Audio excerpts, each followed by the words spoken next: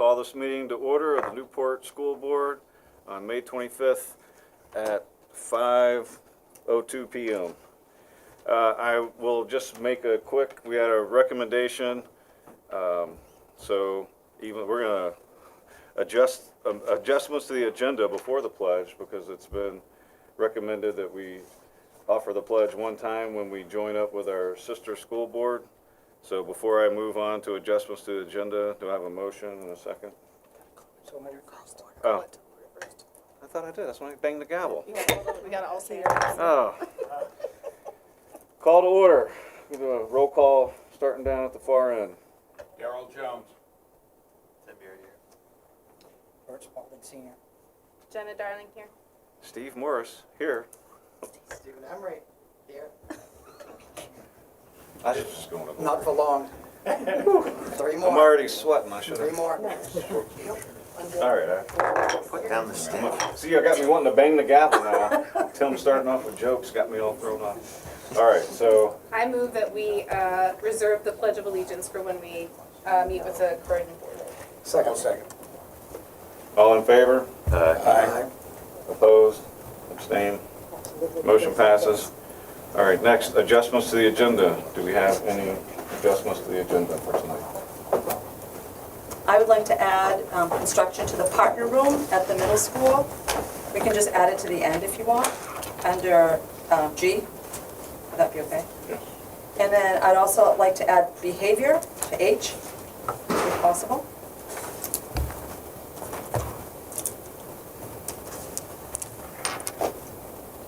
Any other adjustments?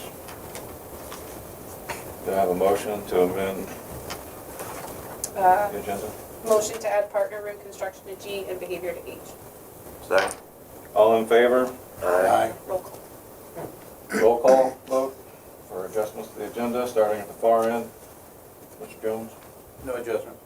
You just No. have to roll call vote. Roll call vote. Oh, okay. Darrell Jones. Tim Beard, aye. Bert Spalding Senior. Jenna Darling, aye. So Mr. Spalding and Mr. Jones, both ayes. Aye. Yes. Motion passes. All right, next we'll move on to the approval of the minutes for May 11th, 2023. Do we have any adjustments? No adjustments, but a comment.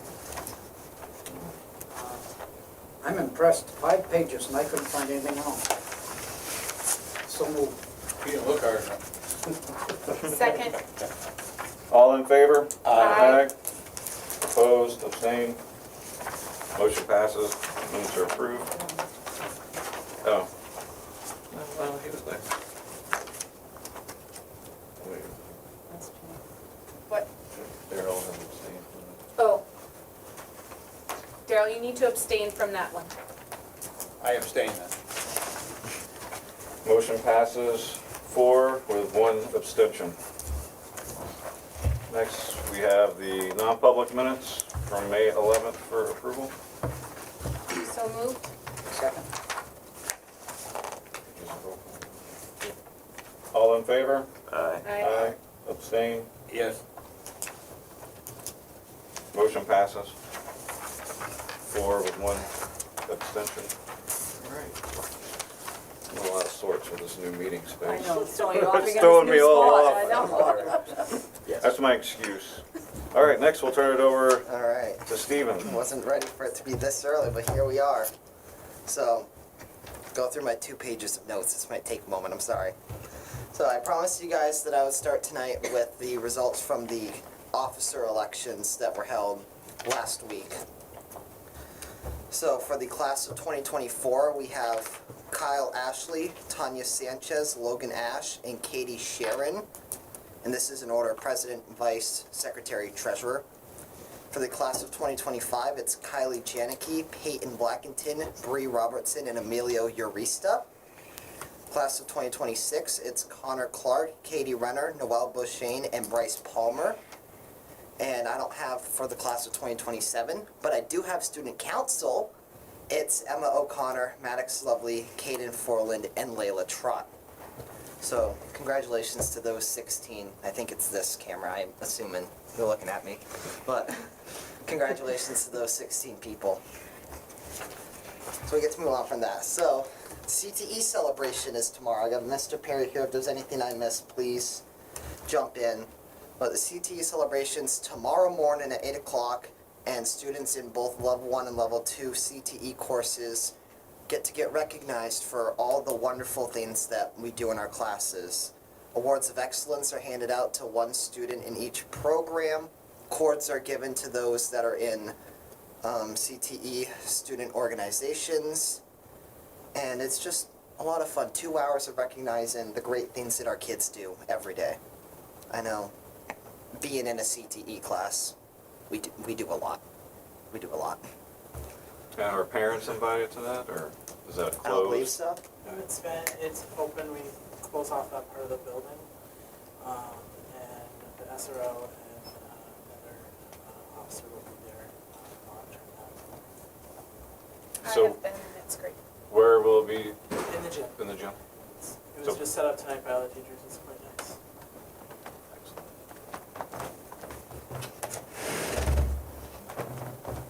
Alright. Next, some good news for our freshman class. They raised $655 at the car wash last weekend. That I was expecting a number in the 200 or 300s. They got $655, so that's incredible for them. And the band and choir, as you guys know, held our concerts. They were successful concerts. Unfortunately, you can't go back and listen to the choir concert. There was some issue with the microphones. It's not your fault, it happens. But the band concert recording is up if you want to go listen to that one if you weren't there. It was a great show, I had a lot of fun. But the day after the band concert, there was the Great East Music Festival where we all went down into Northampton, Massachusetts and competed. And I'm glad to say that our 8th grade band, high school band, and high school choir all received silver medals for our performances. Very good. Awesome. So that was very exciting. We're not done with our music performances though, even though our last concert happened. Next Friday, the jazz band, there's 8 of us, we're going to be going on a tour around town. We're playing at Summercrest, Woodlawn, the Newport House, and Montessori, all on the same day. It's going to be like 80 degrees, but we're playing all on the same day. 4 shows. Putting on some great music for people. Stay hydrated. Yes, certainly. And Monday, it's Memorial Day. There's stuff going on the Common. We have a couple music performances going on there. Aiden Cowett is singing the national anthem. The chamber choir is singing God Bless America. And I don't know what else we have going on, but I'm sure there's other things related to the school that are happening that I didn't hear about. Our middle school has a talent show tomorrow at 1:15 to 2:15. It's a talent show. There's middle schoolers. I don't have more to say about it. I wish I did, because I'm sure there's going to be some amazing things there. I'll have to let you guys know next meeting some of the things that I see. Next Thursday is the step-up day for those middle schoolers and for our 5th graders. The 5th, 6th, and 7th graders all will meet their new teachers for next year. The 8th graders are going to get a tour of the high school. They're going to visit with some student panels, get a club fair, get to know all the things that are high school. And I'm very excited to be on one of those student panels myself. That's going to be great to be able to introduce those youngsters to the high school. That night, 6 p.m., parents are invited to meet the teachers, get information sessions, lots of lovely things there. And last thing I have, I promise. Last Saturday was prom. Our prom court was Mason Prouty, Timothy Fratzel, and I still have Darren written in here. It was, oh boy, okay. 1 second, I didn't update my doc. And Tyler Courier, there we go. For boys. For girls, it's Angelina Hager, Kirsten Williams, and Maddie Norris. Our prom queen was Aura Parker. And if you'll give me just one second.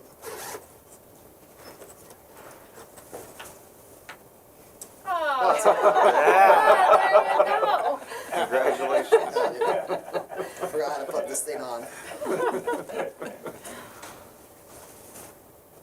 That's not it. Oh well. Congratulations.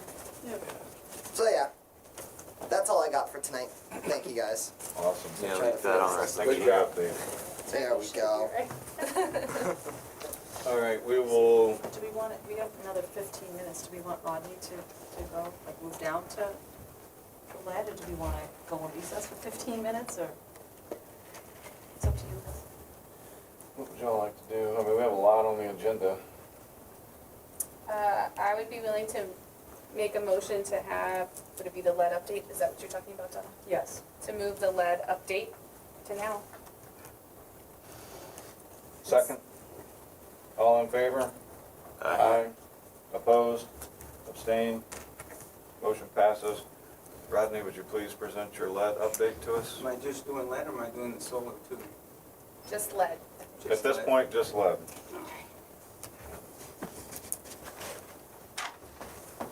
Don't be afraid, there's just some visuals. This will be hopefully quick. Thank you, sir. You're welcome. Hopefully I printed you out.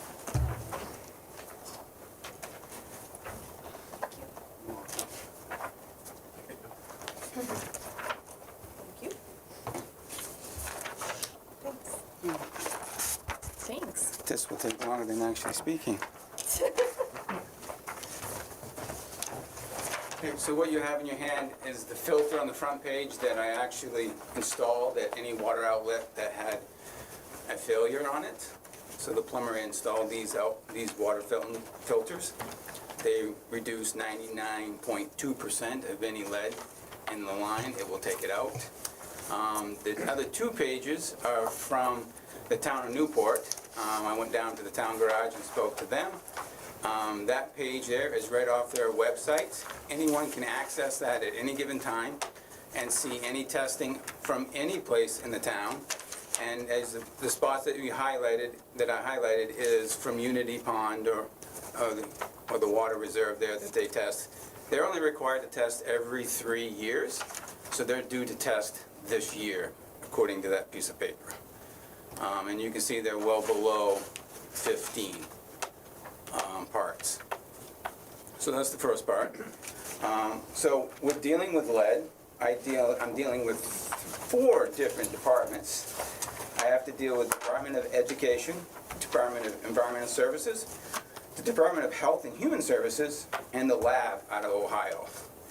So I spoke to the lab this morning because I sent my retest to the 14 stations, I think it was, that needed to be retested. I sent 11 to them, plus 3 new stations that they did not know about. So I had to test those because the state required me to test my food steamers and my ice maker.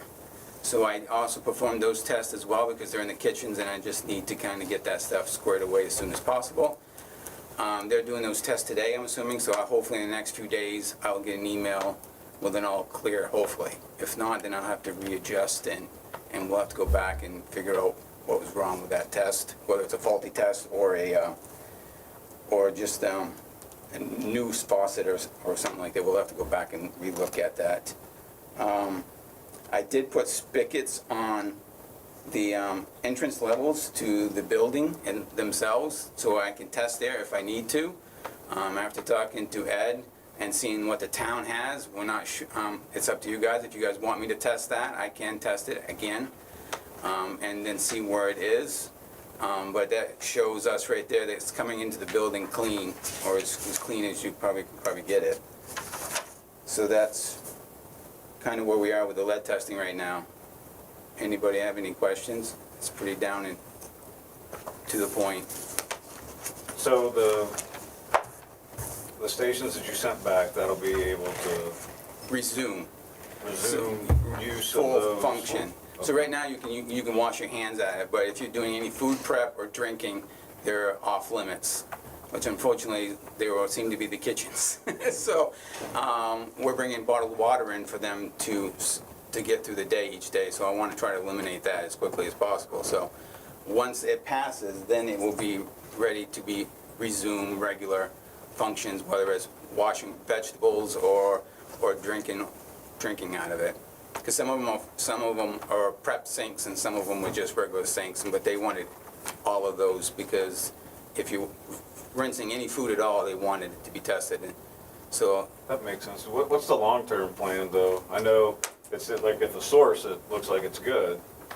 So we still need to figure out, right? Like why we have lead at higher levels throughout the schools or no? It's good Well- 3 years ago, though. Do what? It was good 3 Yeah, it was years good ago. 3 years ago. Yeah, so that's. So we have to remember that our buildings are, they have some time spent in service. And so a lot of that piping that's in the walls, that would be the next step. And what does that look like to go in and try to replace all that copper pipe? Because if it's not at the actual unit and it's not at the beginning, that means it's somewhere in the middle. That could get really crazy and really expensive. But this unit here, this filter should eliminate anything. So if it's coming in, and even though that it might get, I guess you could say dirty before it gets to the final destination, that should pick it up and then we should be okay again. We can look at whatever the board or the SAU wants to look at and pursue, but that's gonna be a huge project.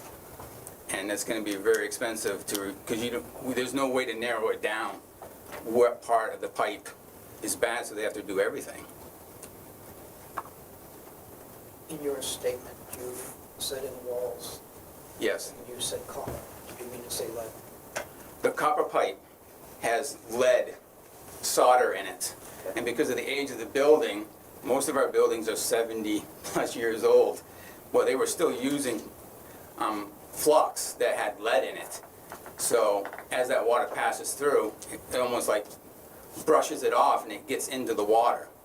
And then that's why we get the test.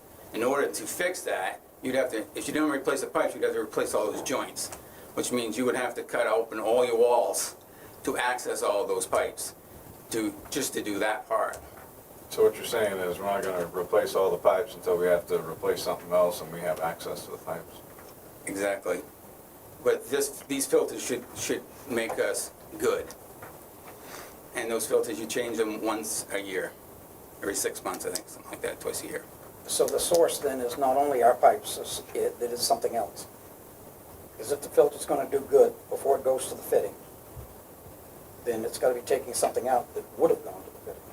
So these here are right at the water outlet.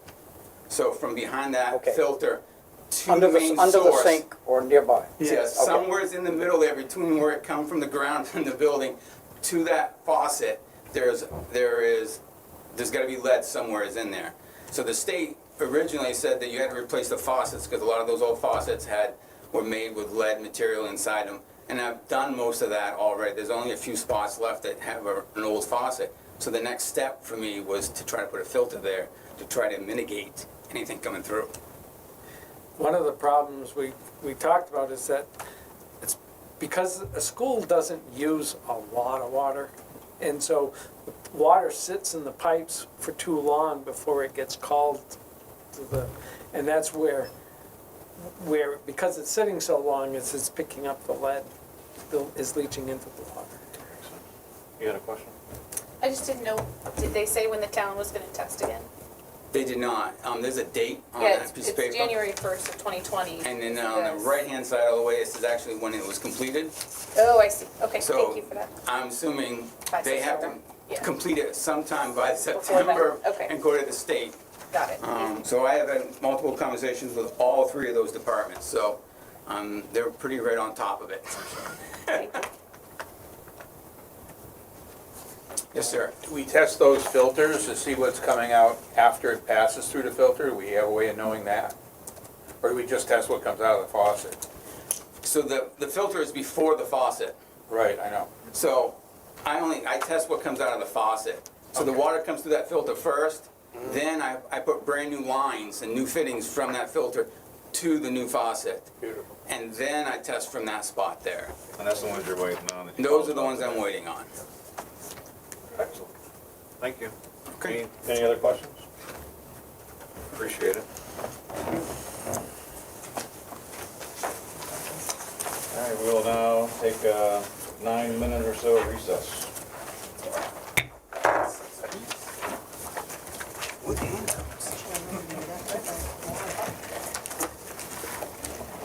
I'm all out of sorts here.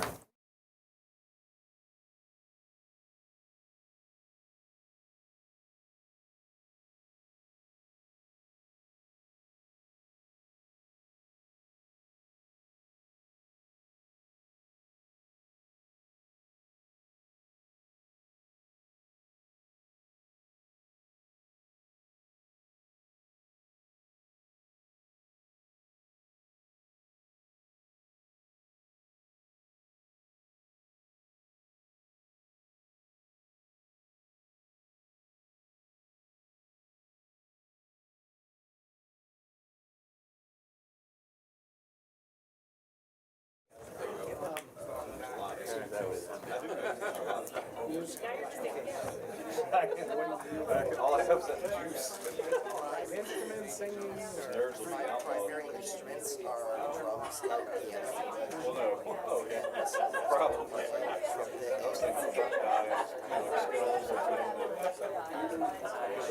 Fire retardant. I talked about it with this Oh, yeah.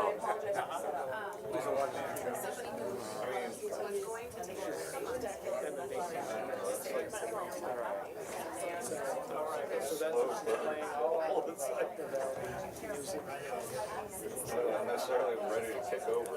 And she sings a little Skittles. I do love She's always looking for new choir or new groups. Yeah, I also write music, and it's interesting the combination because my influences are classical and heavy metal. So it gets this weird mix. And not anything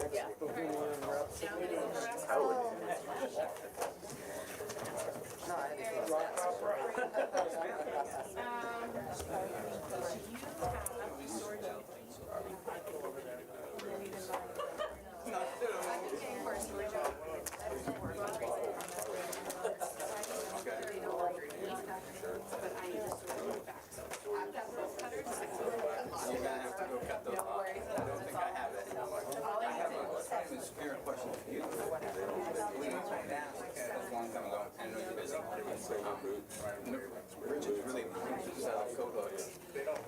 And I just need the information of where you got them from, and I can write more. I'm so sorry.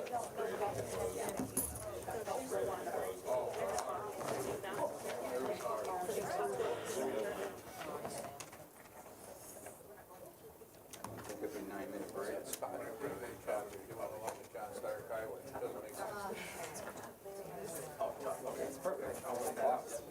Thank you very much.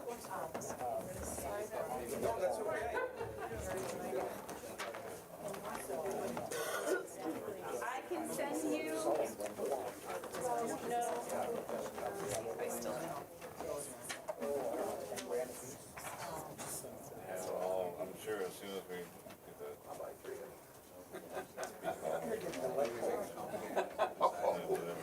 There are different sizes. Extra large is 40. Yeah, perfect. There's nothing wrong with it. Thank you so much.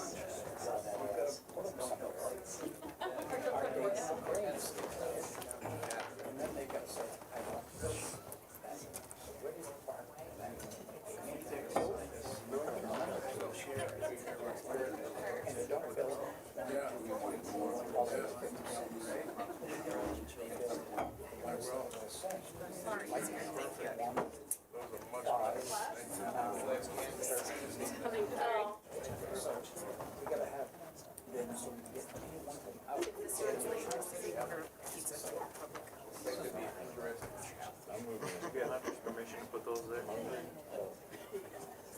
He's not gonna ask. They'll take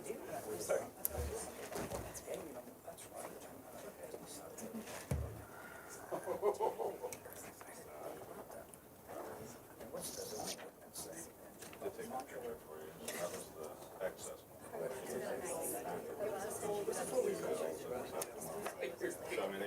couple more weeks. My hearing's bad. I was gonna have like one road down there. My mom wanted to start ours early. Yeah, so I usually start mine later. I kid you not. I have the, But I didn't see anybody around. well, the GMO or whatever, Yeah. they're that tall. Right. Like even all my other, like my peppers, are all this tall. But those other tomatoes that actually did. So I assume you guys are part of Newport. I didn't bother keeping up to it. Definitely probably not eating.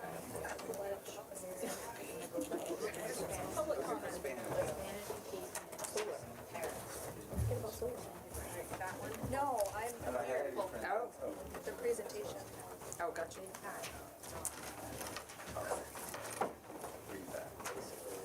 Steven, you actually did it and I had a good chunk when I came. Yeah. I told you about that I'd do it. You did, and you I was like, I'm not gonna back down on it. absolutely owned it. Just, I have a chance to wear a crown during a school board meeting, I'm gonna wear a crown. Why not? this is something that you cannot tell your children a long time from now. Every other year from now.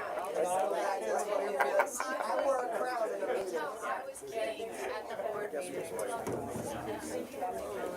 Oh, that's how it And is. every time someone comes up here to speak, they see my crown.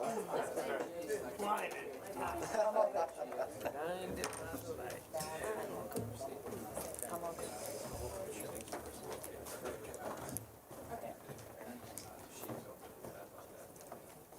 Chair and the vice chair.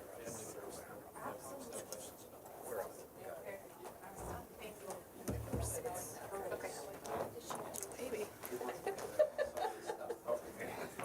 They just said their BA is not here. It was a family emergency, so Okay. they just told me to tell you. All So I'm right. telling you. Beth, I haven't got a chance to meet her yet. Oh, okay. We've talked many times, but. Don't push that button. Yeah, don't push that center button. That's Ed's job. Nice to see you again. Oh, I didn't process that.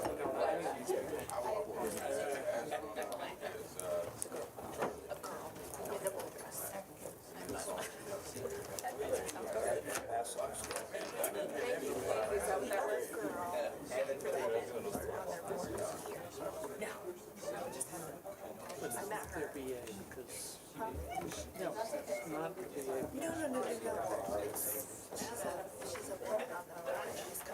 Anybody else for the sign up roster?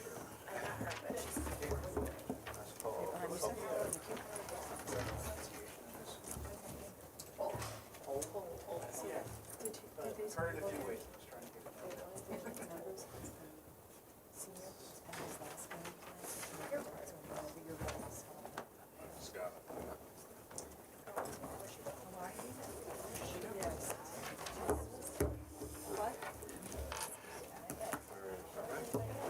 Stephen, I've already had one person tell me that they love the fact that you're wearing your crown.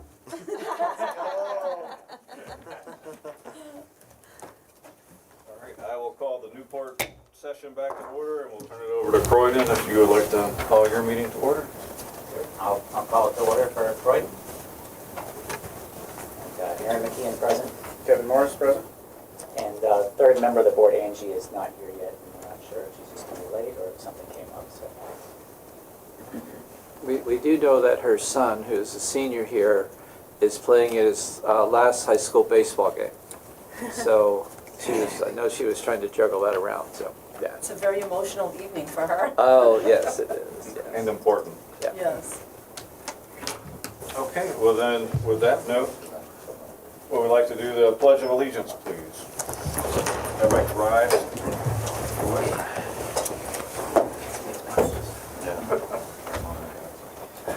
I pledge allegiance to the flag of the United States of America and to the republic for which it stands, one nation, under God, indivisible, with liberty and justice for all.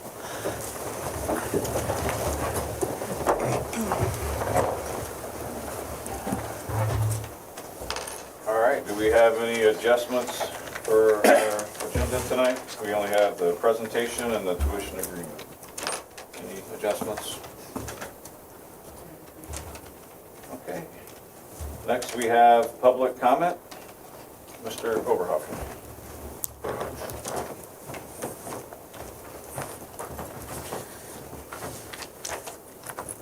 Okay. Hi, Ed Oberhofer, Newport resident, co-president of the Newport Teachers Association. As you all know by now, I started my first year collating Newport Teachers Association on a platform of retaining teachers. While I acknowledge that the near-term salary schedule was set, I asked you all to consider the non-monetary things that feed retention. These are vital to our success. As we close the school year, I'd like to give thanks for a few of these things. Climbing the ladder, so to speak, thank you for the tokens, small gifts, recognition pins, and most of all, the snacks that were designed to show appreciation for our membership.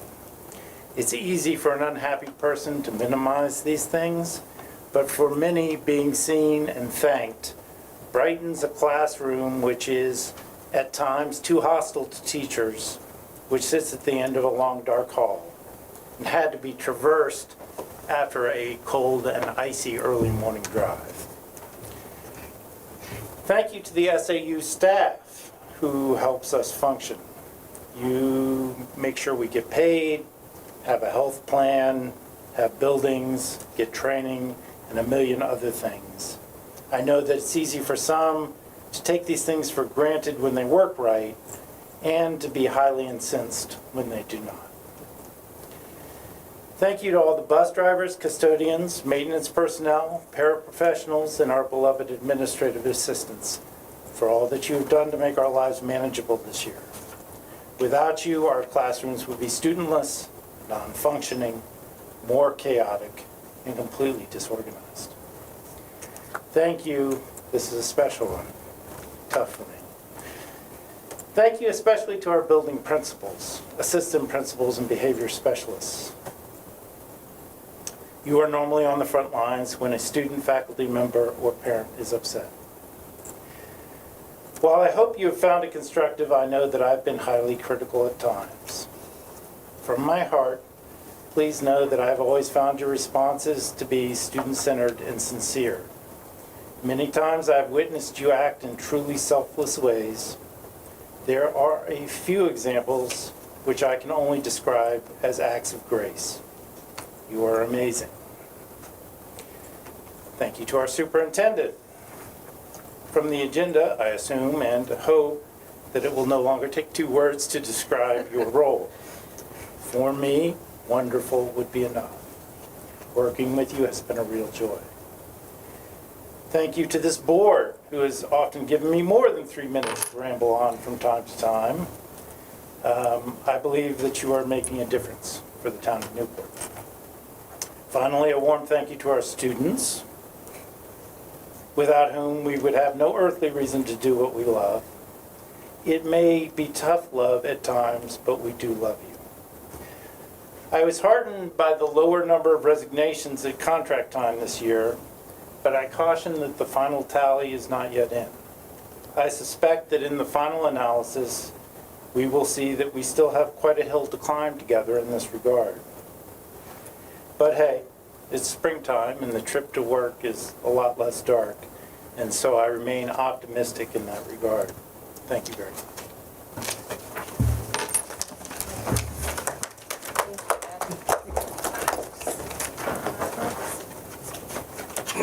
All right, next we have a presentation.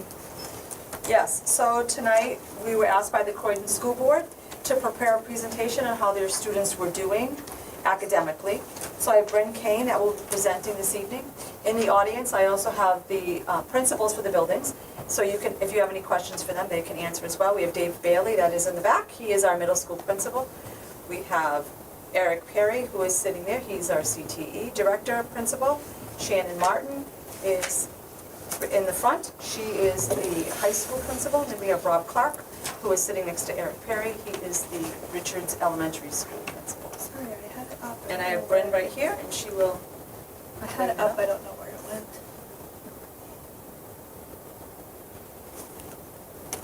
Right there, sorry.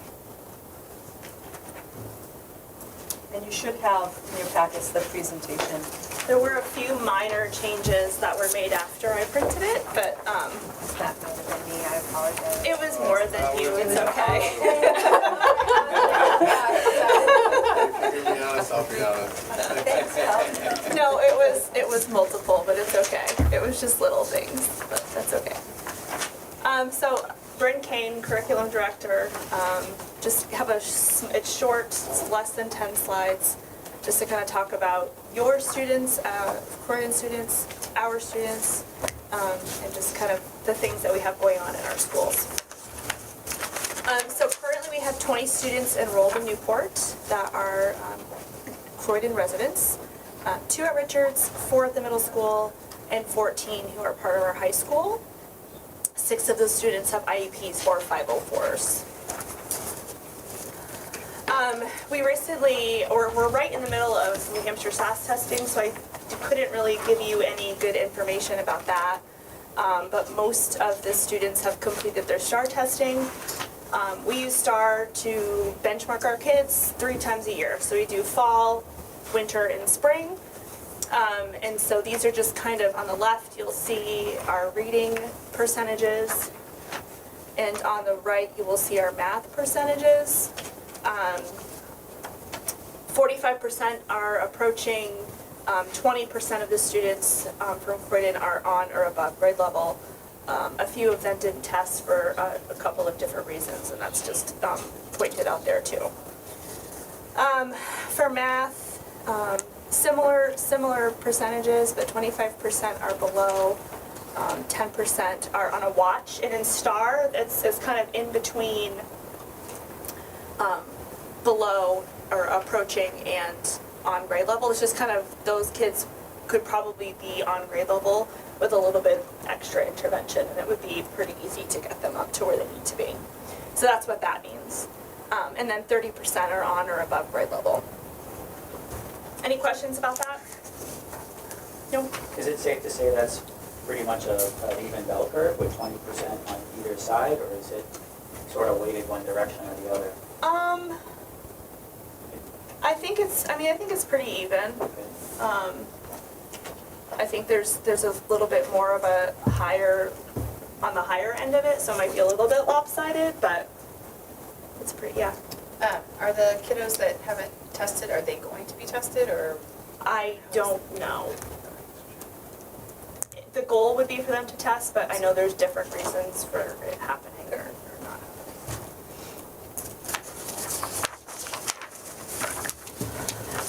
So Richards Elementary School, there's a lot. Rob, you added a lot on here. So Rob just kind of wanted to share with you, I know you, Croydon students come to us in 5th grade, so we just kind of gave some information about 5th grade. There's 3 classroom teachers. Right now they're using illustrative math. They're piloting it this year.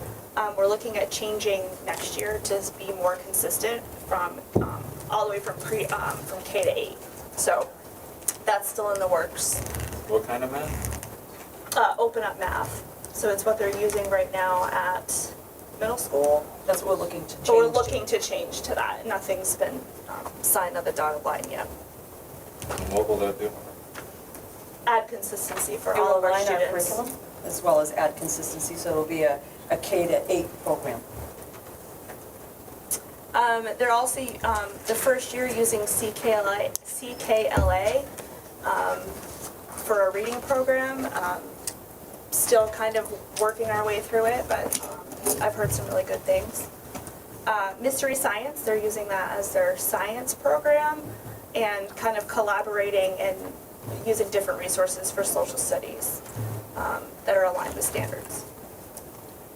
Something really cool and unique to Richards, I think, is their vertical learning teams. So we have several different teams, but the 5th graders are part of teams that are 3, 4, and 5. So it's kids that are part of 3rd, 4th, and 5th grade. And they basically get what they need for instruction based on their need. It's not necessarily determined on their grade level. So if you have a fifth grader who might be a lower reading student, they can go to get instruction from a fourth grade teacher to get exactly what they need in that moment. And then once they get the skills that they need, they can move back into their very fluid groupings. And that would be for math and for reading. We have different specials, unified arts. We have art, music, PE, library, media, and guidance. If I may, there's one, I was thinking next year, technology, we do have technology this year, part-time. Next year it'll be folded into the library media. Thank you. Special education services, along with Title I, so speech, OT, PT, those are push-in and pull-out when appropriate, so those are available for those students who have an IEP, a 504, or who require Title I interventions. Again, we talked about STAR already, but we use that as a benchmarking 3 times a year. At Richards, they use Fontes and Pinnell to focus on reading level.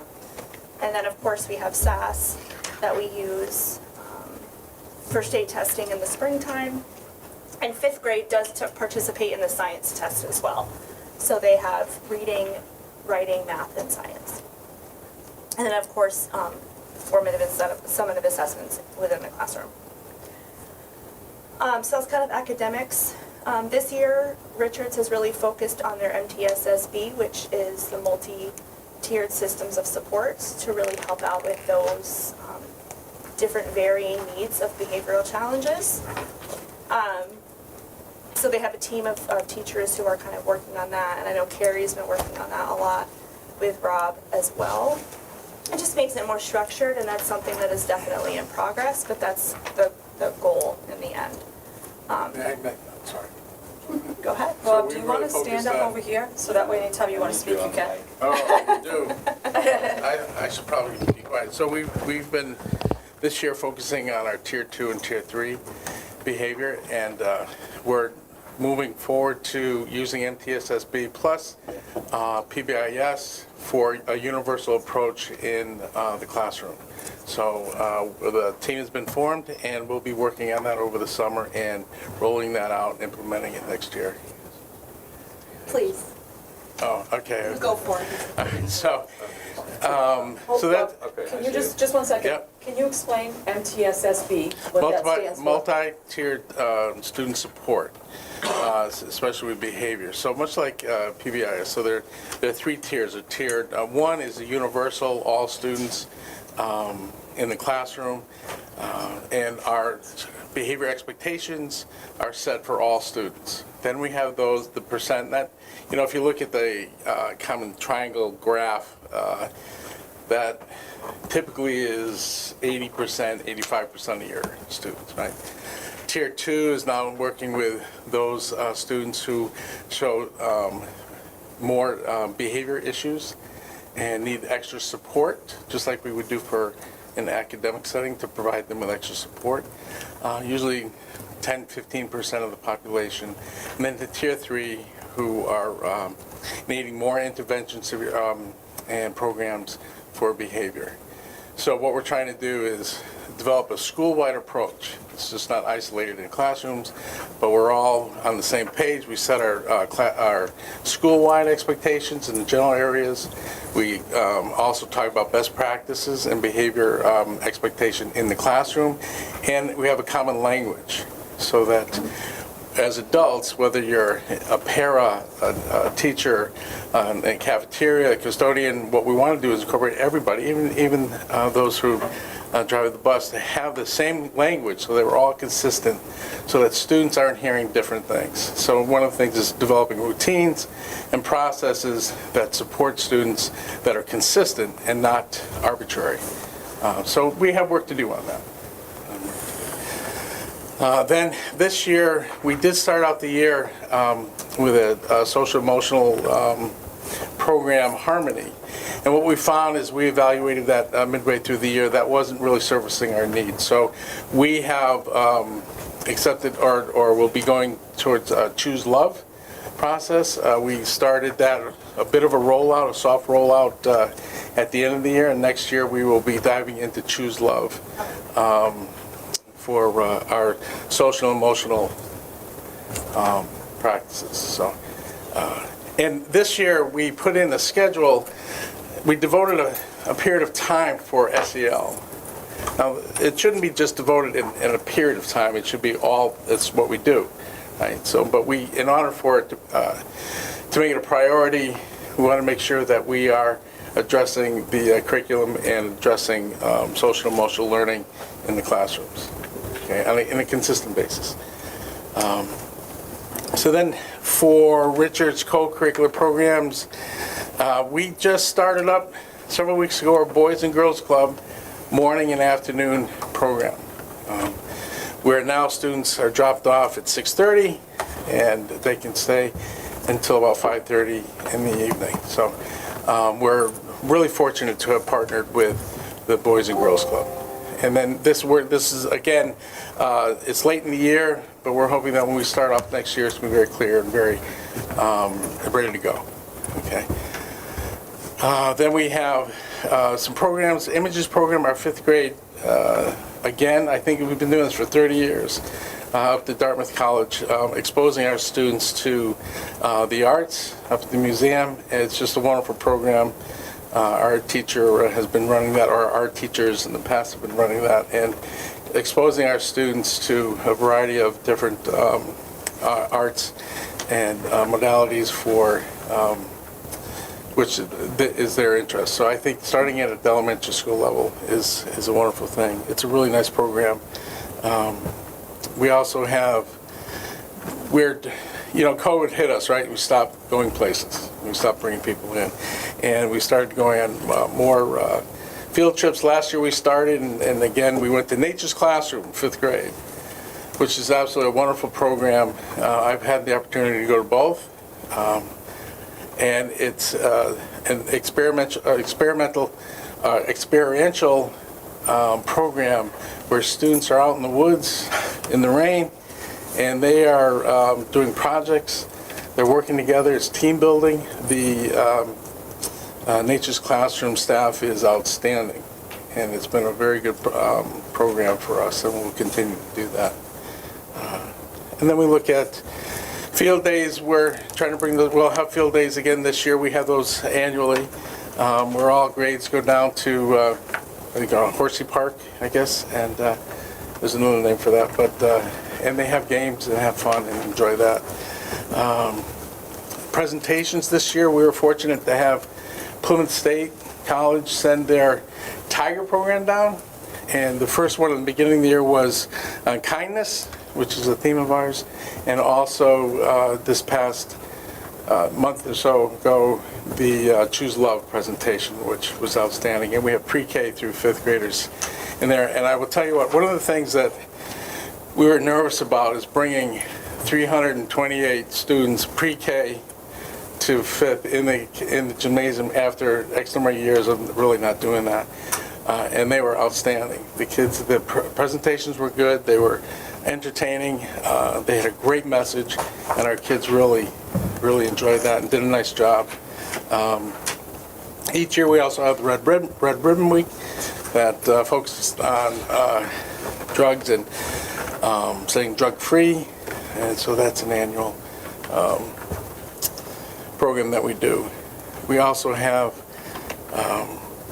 Title I programs. Now, it was nice that we had a math night this year. We had probably well over 100 people at math night, all grades. So that was fun. And then we had math bingo night, which I've never experienced as a middle school or high school administrator in the past, but that's a whole lot of fun. That's bringing parents and bringing families in and enjoying bingo, but math bingo, and there's a process to it. So we're going to continue to do that. And our PTO is back, doing a great job. And we've had, as I say, we have book fair naturally every year, but also they did a movie night. They've done other projects, and they'll continue to build the repertoire as far as bringing community in and doing positive things. So that's kind of overview. One of the things that we trying to do is look at our climate and culture and our systems, and to so that there's not confusion, right? And so I think the staff is really working hard, both academically and behaviorally and social emotionally, for students and doing what's best for them. So that's my presentation. Any questions?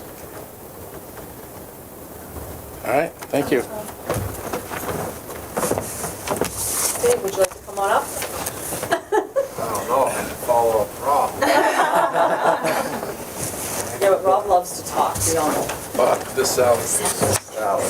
Rob and Aaron. Salad. Thank you for that. All right, so I did mine earlier. So at the middle school, we have grades 6 through 8, and our teachers working in grade level teams. So it's sort of like a all-encompassing experience. They work together and look at kids individually throughout the and address throughout the day student needs when they need that, when they come up.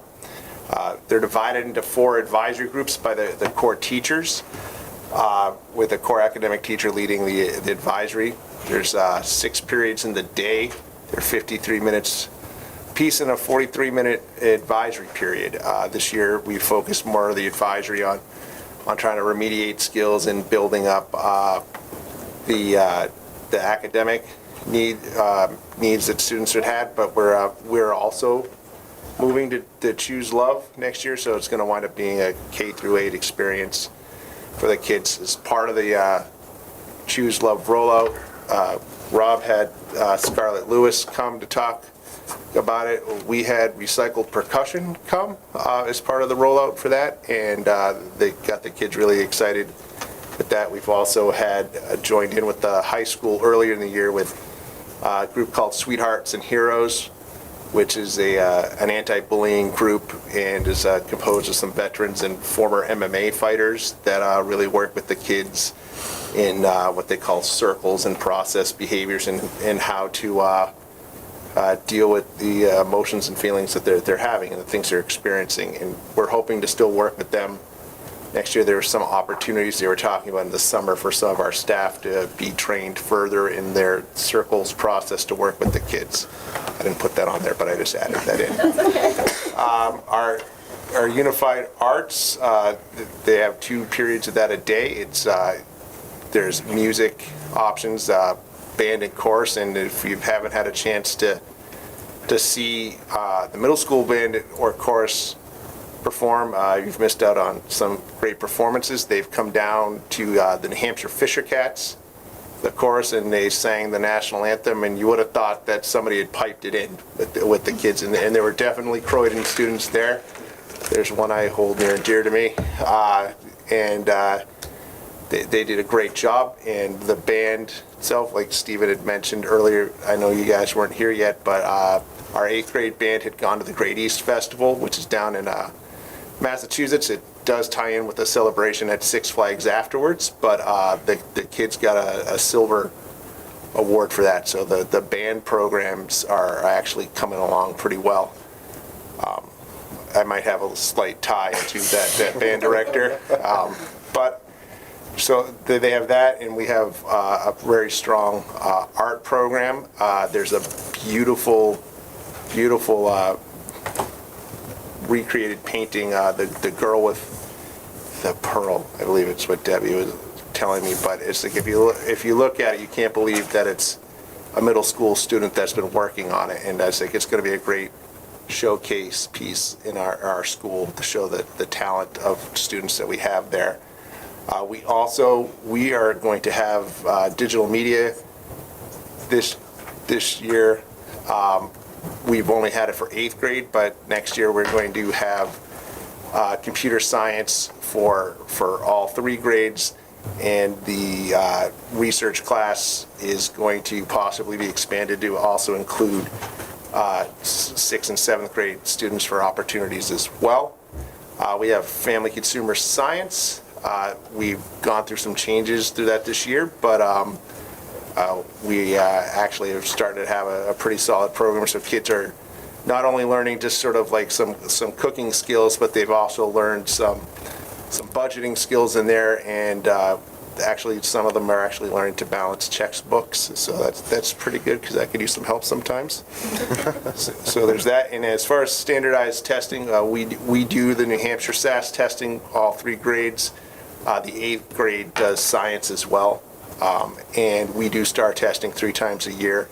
We haven't finished the STAR testing yet because we've been sort of pacing out the SAS testing to give the kids enough time without feeling to be sort of like really pressured to get all that testing done, and it's done well. And so as far as extracurriculars, and I'll explain that beautiful gold piece there later, we have yearbook, we have ecology club, chess club, which when we were interviewing a potential math teacher today, they were wondering what all the excitement was in another room, and it was our chess club. So it was pretty good. Mr. Zetlin is actually really like got a core group of kids going with that, and some of them are working towards being nationally ranked on chess.com. More power to them, but it's another great little opportunity for a group of kids that don't always gravitate towards athletics and things, so it's another opportunity for them to participate in things in school. We also have an LGBTQ plus club, which is a great club for some of these kids. They just get together and they have lunch, and and they share some interests in that. We have student council, which is actually one of the driving forces behind the talent show that we're having tomorrow. I'm looking forward to Newport's Got Talent, and we're seeing who's going to be Simon and all those people for that. And we have the sports. We think we got it all. It's like there's so many sports offered to the kids with the baseball, basketball, field hockey, football, skiing, soccer, softball, and golf. We also work with the Newport Rec Department. There's wrestling and track as well. And as activities, we can sort of now tie into the picture down there. We have what's the ROAR Awards, which we work on that acronym in our school. It's sort of like what we stand for, which is respect, ownership, academic excellence, and responsibility. And each month, although sometimes it gets a little bit longer in between, but we have an awards assembly where we recognize 3 students in each grade that represent at least one of those letters in the acronym, and they're given an award to celebrate the positive things that happen in the middle school. I don't think, one of the things that I've noticed since I've come on this year, that there's a lot of focus on the things that were wrong and not a lot of focus on the things that were right. And so we're trying to celebrate the things that are right with the kids and encourage that type of behavior, and it's really starting to take off.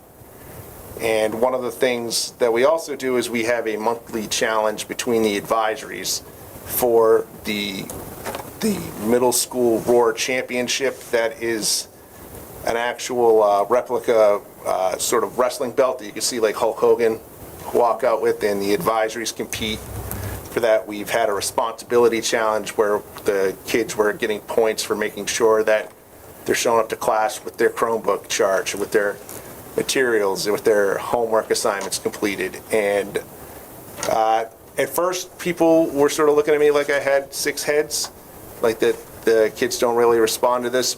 But after the first time the belt was handed out to our 6th grade teacher, Miss Waxman's advisory, the 7th grade kids were coming up to me. It's like, how close were we to winning that belt?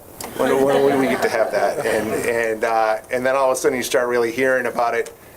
You have that sort of middle school affect. Like if they ask them directly, like, oh, that thing's lame, I don't care about that. But then they're all trying to figure out how they're going to win it for their advisory. And we've even added some other little benefits for the advisory, that is the championship for the month, so that the kids are waiting for what's the next ROAR challenge.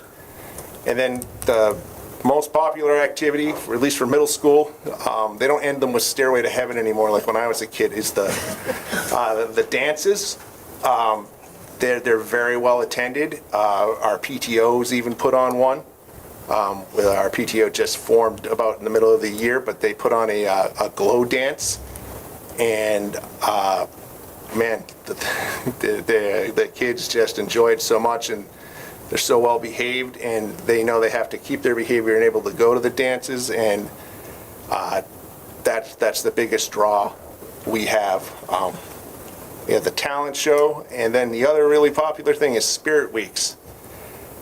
Sometimes I think they like to do them because I just have a pet peeve. I hate Pajama Day, and that's always one of the dress-up days. It's just like, please, can we just not wear pajamas to school? But the kids enjoy it. It's part of their competitions. Like who can wear this? Crazy hair day. It's all in good fun.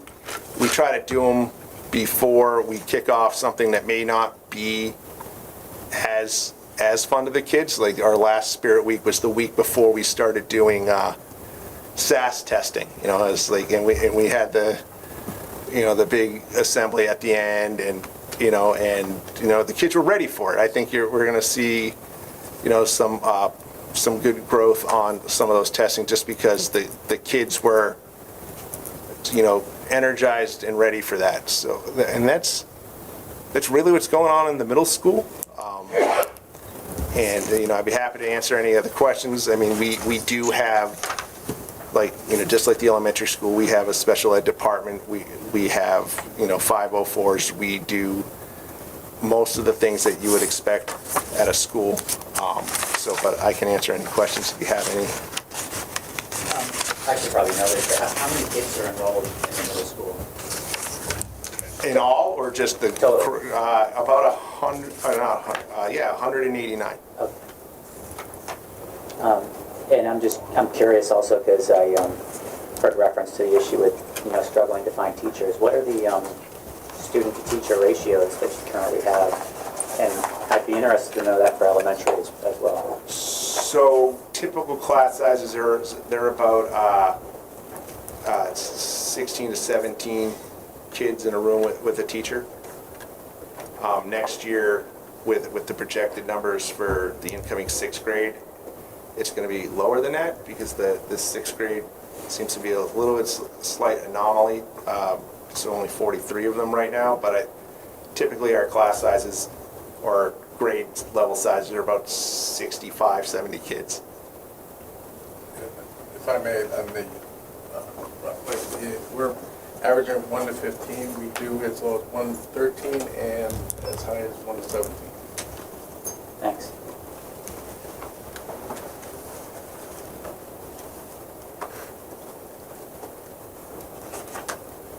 Anything else I can answer? Thank you. All right. Do you mind refreshing it? Because I realized that I didn't color it properly. It's gonna be hard. What do you need? Do you mind refreshing the PowerPoint for me? Trust me. I tried to make something like we Trust the process. Trust the process. Were you just fixing I it? just had to fix something, yes. I went in there to check my I'm like, notes. what do you mean? I haven't touched it. And I went, no, you didn't do it. I did it. I'm like, cheat, gosh. Wow, sense the tension from the crowd, Maybe we should break out the belt. right?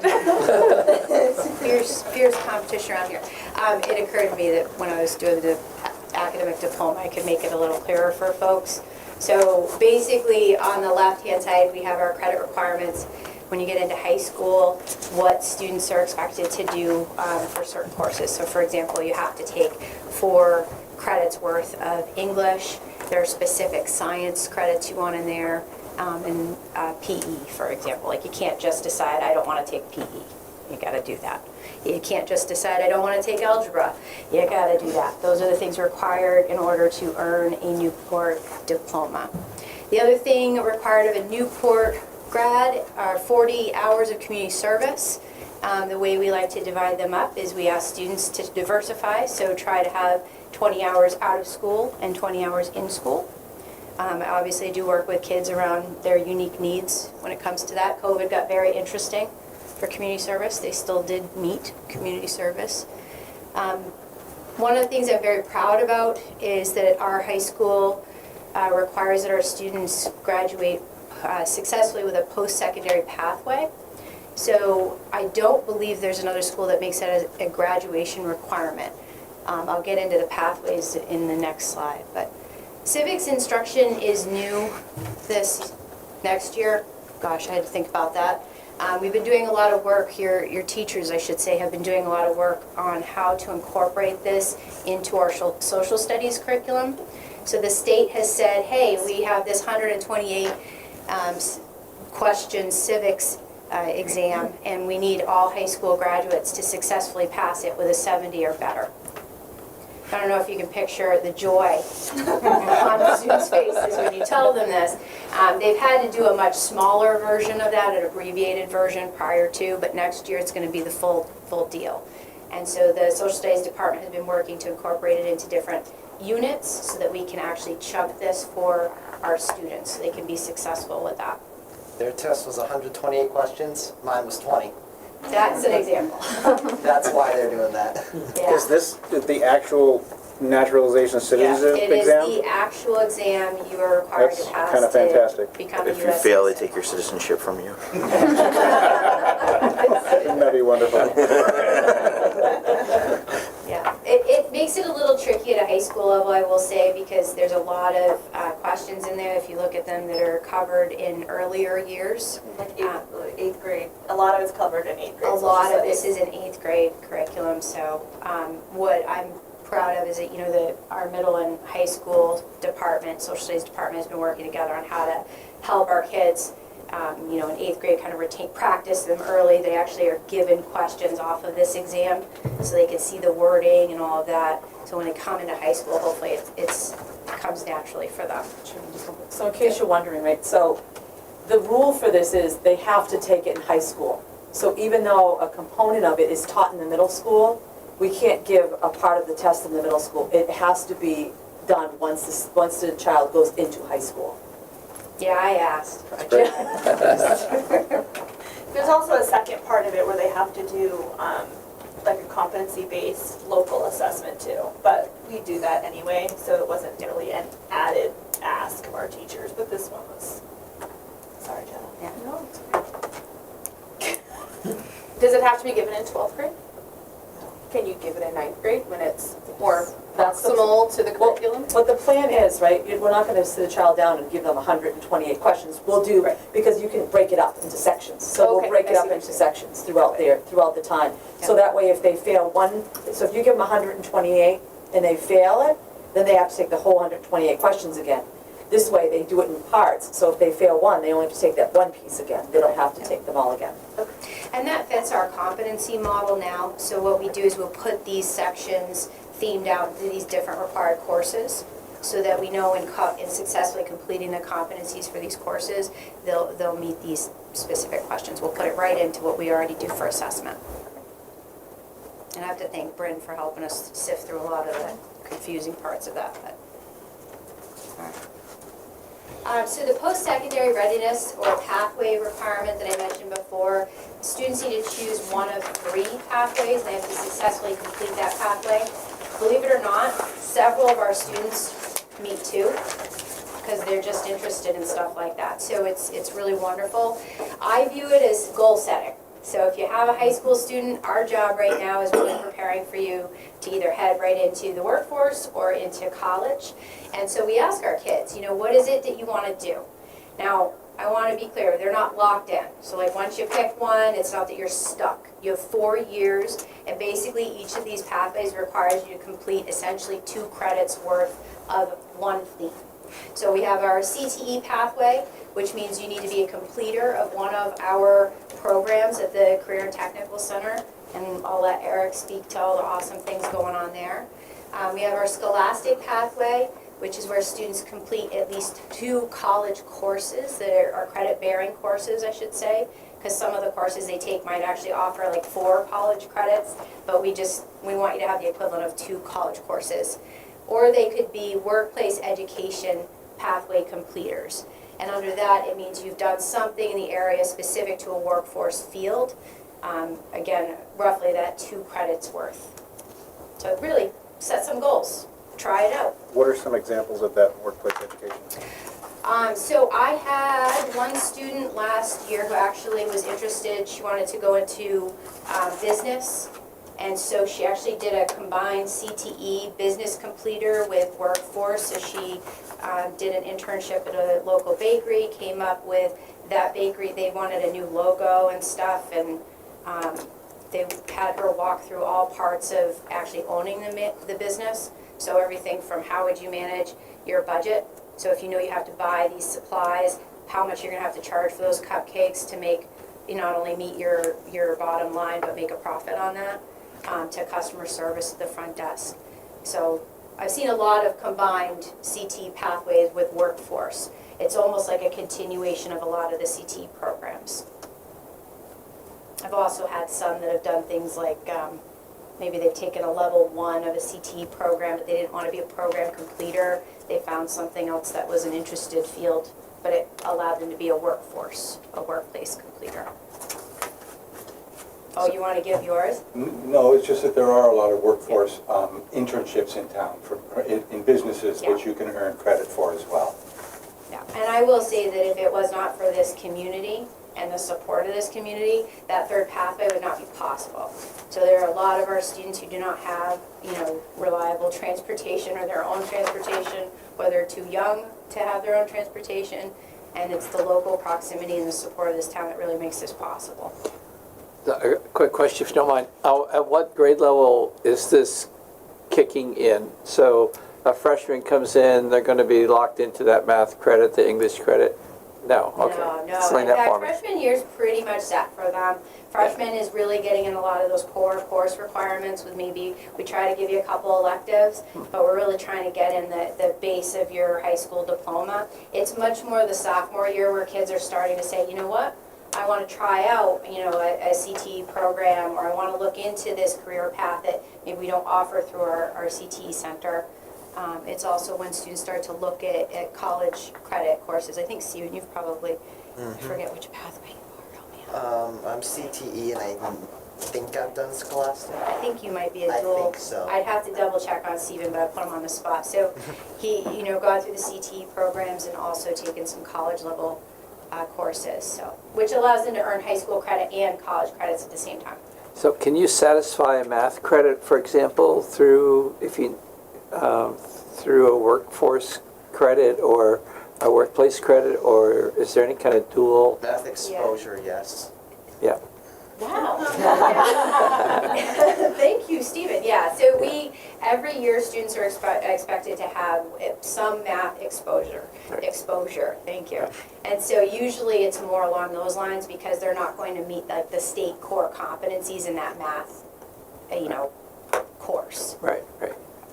I will say though, Eric and I have been having a lot of conversations about how we can make that happen. So if they're taking some CTE courses that involve a lot of math, how could we get maybe not all of the competencies of that course, but some of them? So we're at that point where we're having those conversations. Yeah, that's an advantage too of being so close in proximity. I mean, being on the same campus allows our educators to get together. And I think that's what would make that, we're really excited about looking into that and getting it finalized, so. The high school staff has done a ton of work, and I know the CT teachers have as well, around curriculum and competencies and really tearing down our planning and what we're putting into courses and what are the core competencies and core learning that we want for each of those standards, so that when we do get to that cross-collaborative pieces with the CTE, we can compare notes and say, hey, where does this overlap? How could we meet these things in different ways? Like, we're even looking at health. We have a health sciences program in the CTE, and I've got like health in a general high school curriculum. So it's like, how can we make sure kids could satisfy this and not have to double up? If you're doing this wonderful health program, do you really still need to do these additional things over here through a general high school health class? And it's also helpful when we're doing vertical conversations with the middle school and saying, hey, when your 8th graders come up in a 9th grade, it's really helpful to have them at this point in their learning progression for especially math, because everything kind of builds off of itself. So we have some college connections that we have on a regular basis, I'll say. So Dartmouth College, Colby Sawyer, and River Valley Community College. I would say probably River Valley is more commonly used by our students. They're very easy to communicate with. We've got a great working relationship with them. And they help us to make sure that we're meeting that college level content in these courses so that students can earn those dual credits. Speaking of dual credits, we have Running Start programs through the Community College of New Hampshire. And again, it's just another opportunity for broader access to high school and college level credits at the same time.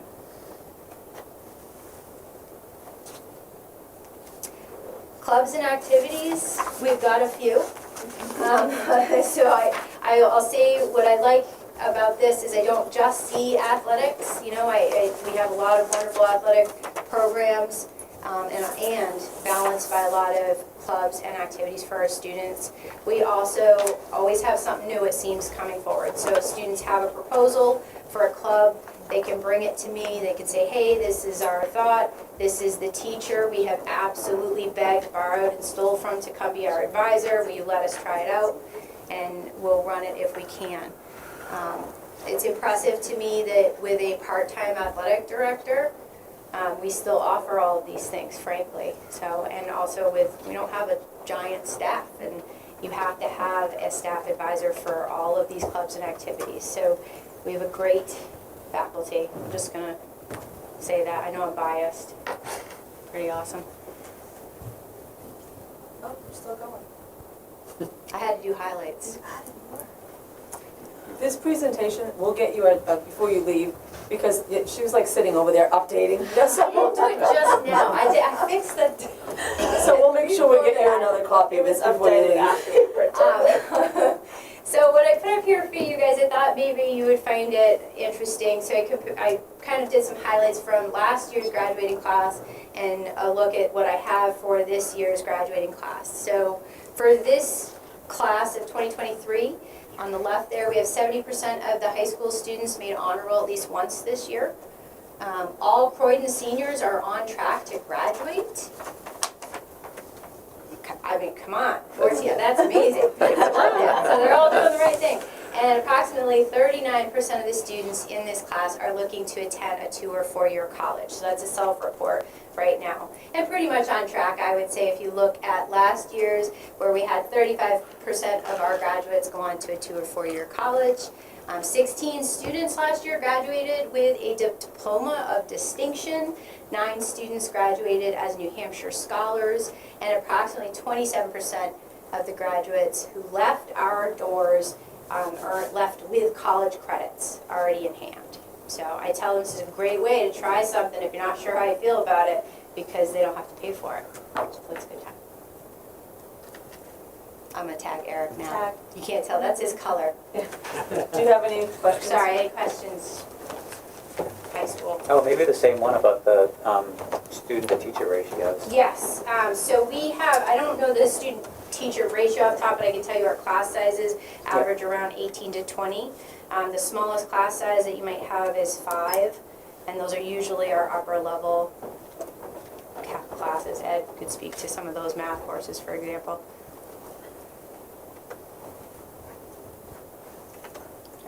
And sorry, how many total students are there? I have 274 students. Thanks.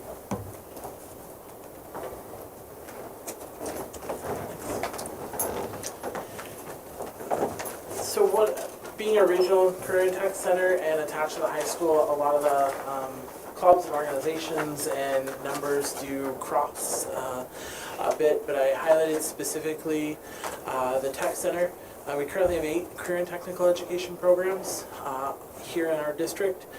Any student who attends our high school or Sunapee High School is also eligible to attend 4 additional programs in Claremont at their CTE center. So making a current total offering of 12 career and tech programs.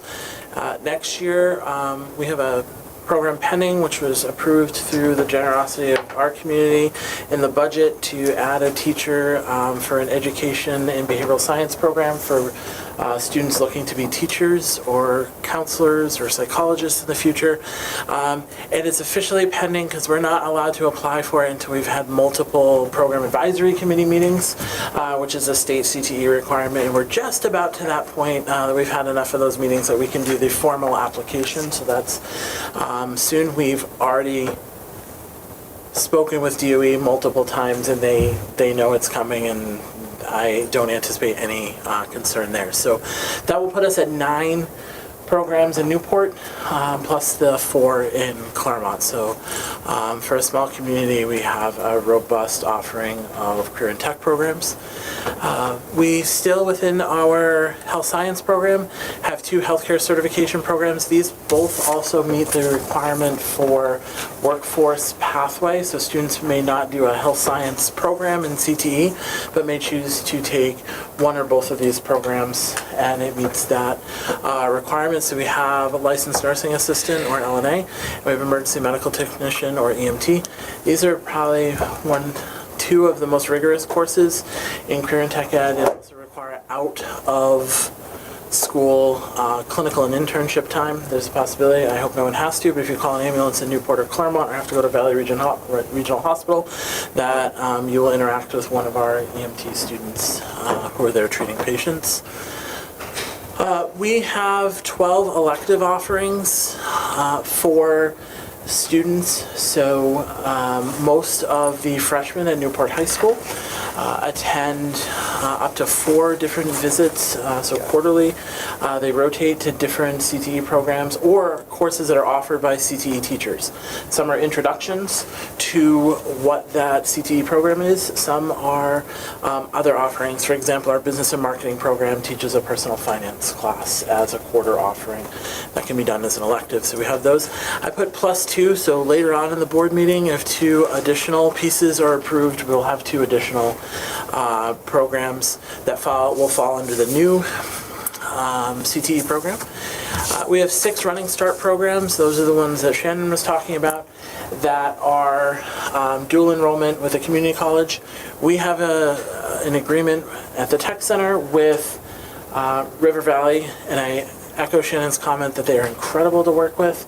But we also have NHTI. NHTI's competencies in their engineering and architectural program aligned more closely to our engineering department and programs. So NHTI is our affiliation for Running Start.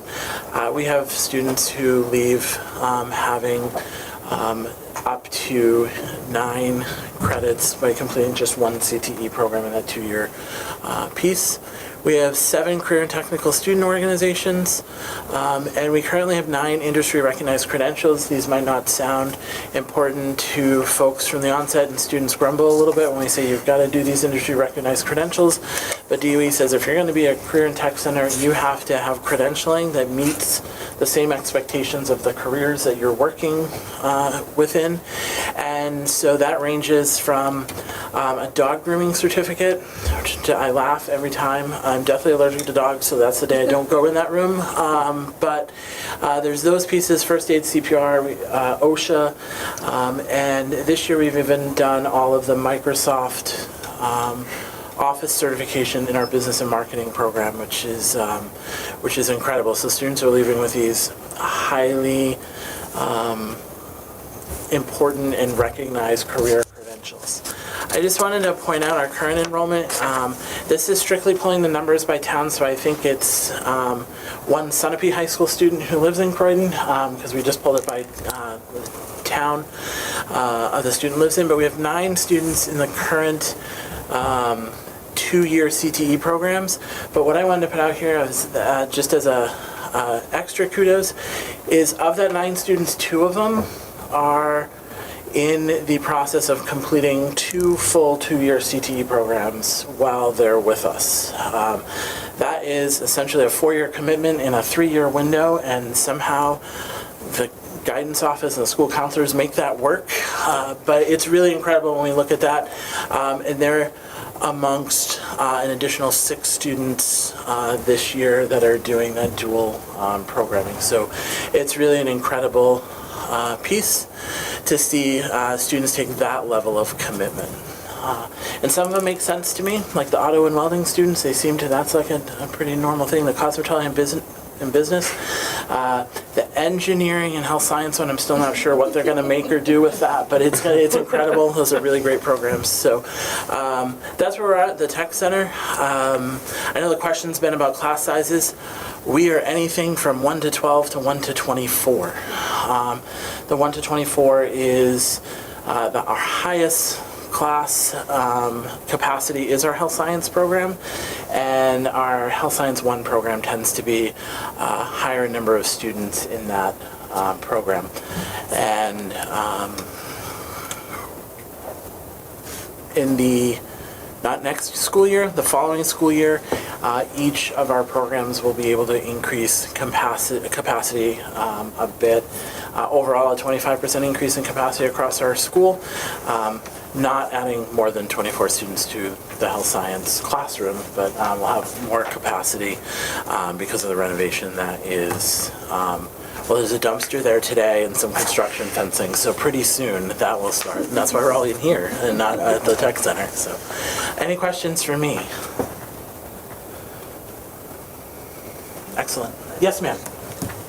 For your LNA Yes. program, when they go and do clinical, what is the ratio of students to supervisor or teacher? Yeah, we follow the state guidelines, which is probably not the best answer, Maura, but it is a 1 to 8. That's the state requirement. So they're 1 to 8 when they're in a clinical setting.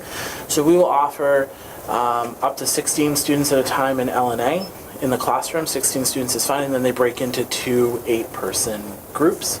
The current class that's happening that we did a combination students who are interested and open it up to other adults in the community, was only 7 students, so there was just 1 clinical cohort. Any other questions for me? I have more of a general question. Sure. If we're moving on from this, but just as it pertains to the district as a whole. First of all, I really appreciate all these presentations. It's very helpful to learn more about your programs and what you're doing. My question would be, I got a little inkling of this here and there, but what are the changes that are currently happening? So of all these programs, what's new? And maybe what are some changes that are in flight? What are some changes that you think are coming down the road? And I'm just trying to gain some insight into sort of more that forward view of where are proficiency rates going in the future, how do we see that going? I know there's a lot of changes happening in the district, so it'd be great if you could just speak a little bit to that specifically. Sure. So one of the things that we're doing, right, is when we first came here, we took a look at the test scores and what was going on in the classrooms. And one of the things that we noticed is there wasn't a lot of consistency, right? So there wasn't a consistent math program, right? So we said, okay, let's look at our math program and see what we can do. So now moving forward, we're looking at having a more unified program. So we'll do a K-8 math program, right? So we'll have that consistency, that same language. So when the kids are going from grade to grade, they're still going to have that vertical alignment, right? So that's one of the things that we're looking to do. This year, we put into the middle school 6th, 7th, and 8th grade math open up, right? So this is the first year that it's run in the middle school. And then we've also put in, I know Brent can speak about some of this, but some of the other things that we're looking at is, and in the middle school, we just looked at a science curriculum because they didn't have a curriculum for science or a program for science. So we just worked with them on a program. So next year, they're going to have an actual science program that's going to be 6th, 7th, and 8th. So they'll have a program in place for that.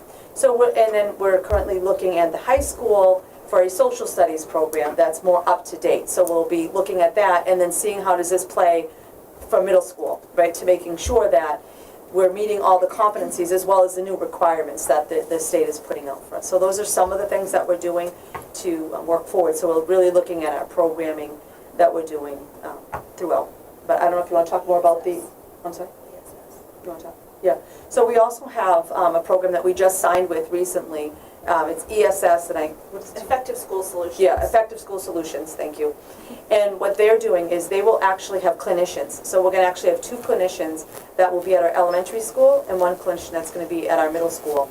And they will work with our students because our students can't find those types of resources, or families cannot find those types of resources in here. So we're bringing the resources into our building. That's going to go along with our dream team, so to speak, right? So we're looking at putting together kind of like I don't want to say a mental health team, but similar to that, right? So we can really look at social-emotional development, the social-emotional of kids. So we're putting that team together as well. So if there are incidents that occur in a child's life, that we have a team that is highly trained that can help support not only the student, but the families as well. And the staff. Yes, and all the staff, yes, as well. So those are some of the things that we're looking. I hope that helps. Do you guys want to add anything to that? Oh, yeah, I was just going to say. So, Oh, yeah. Oh, yeah. Downstairs. So we last school year, the preschool program was located in this building downstairs. We have moved that, the beginning of the school year, thank you, Rodney and his team, that's facilities, moved the entire preschool program over to Richards Elementary School. So now the students are able to participate in a lot of the activities in the elementary level and learning some valuable skills that they wouldn't have learned. It's things that we may take for granted, right? Like walking to the cafeteria, how to sit at a cafeteria table. This is all the things that the kindergarten teachers now do not have to teach the preschool kids, right? And so that way we can further education in there. And they're also able to meet with the kindergarten teachers. So the preschool and the kindergarten teachers can now meet and talk about curriculum and what the kids' needs are. So we have a lot more conversations going on. So then what we did is downstairs, we have 2 programs that we're running. So one of our programs, we're looking at bringing back some of our out-of-district kids. And so they're working specifically with a teacher and a para-educator that's in our building. And so there are students that have, we may have either had out-of-district and have come back, or potentially would be going out-of-district, right? And they have that specialized support that we have here. The second program that we implemented here is what we call an out-of-school suspension room, right? So what we were noticing is a lot of kids are being suspended from school. So what we do is when our student is suspended from school, and this program is just starting this year, so of course we're getting some of the bugs out, and we have had students attend this, that instead of going home, they come here. So the out-of-school suspension is no longer going to be served at home, it's going to be served here in our building. And we have the programs come over, that all the work that the student's going to need to complete is here for them to do. But there's also a learning component, right? So if it's a student that's vaping, then there's going to be discussions about vaping and the dangers of vaping, and they're going to have modules and things they need to complete about that. If it's bullying, same thing. So there is a learning component to it, because you find that a child is suspended from school, they go home and they come back, and where's the learning piece in that, right? Or we say, well, like this weekend, right, our suspension rates are not as high, so it's not going to be a 4-day weekend, right, versus a 3-day weekend, right? And so we've seen a lot of that now starting to change, right?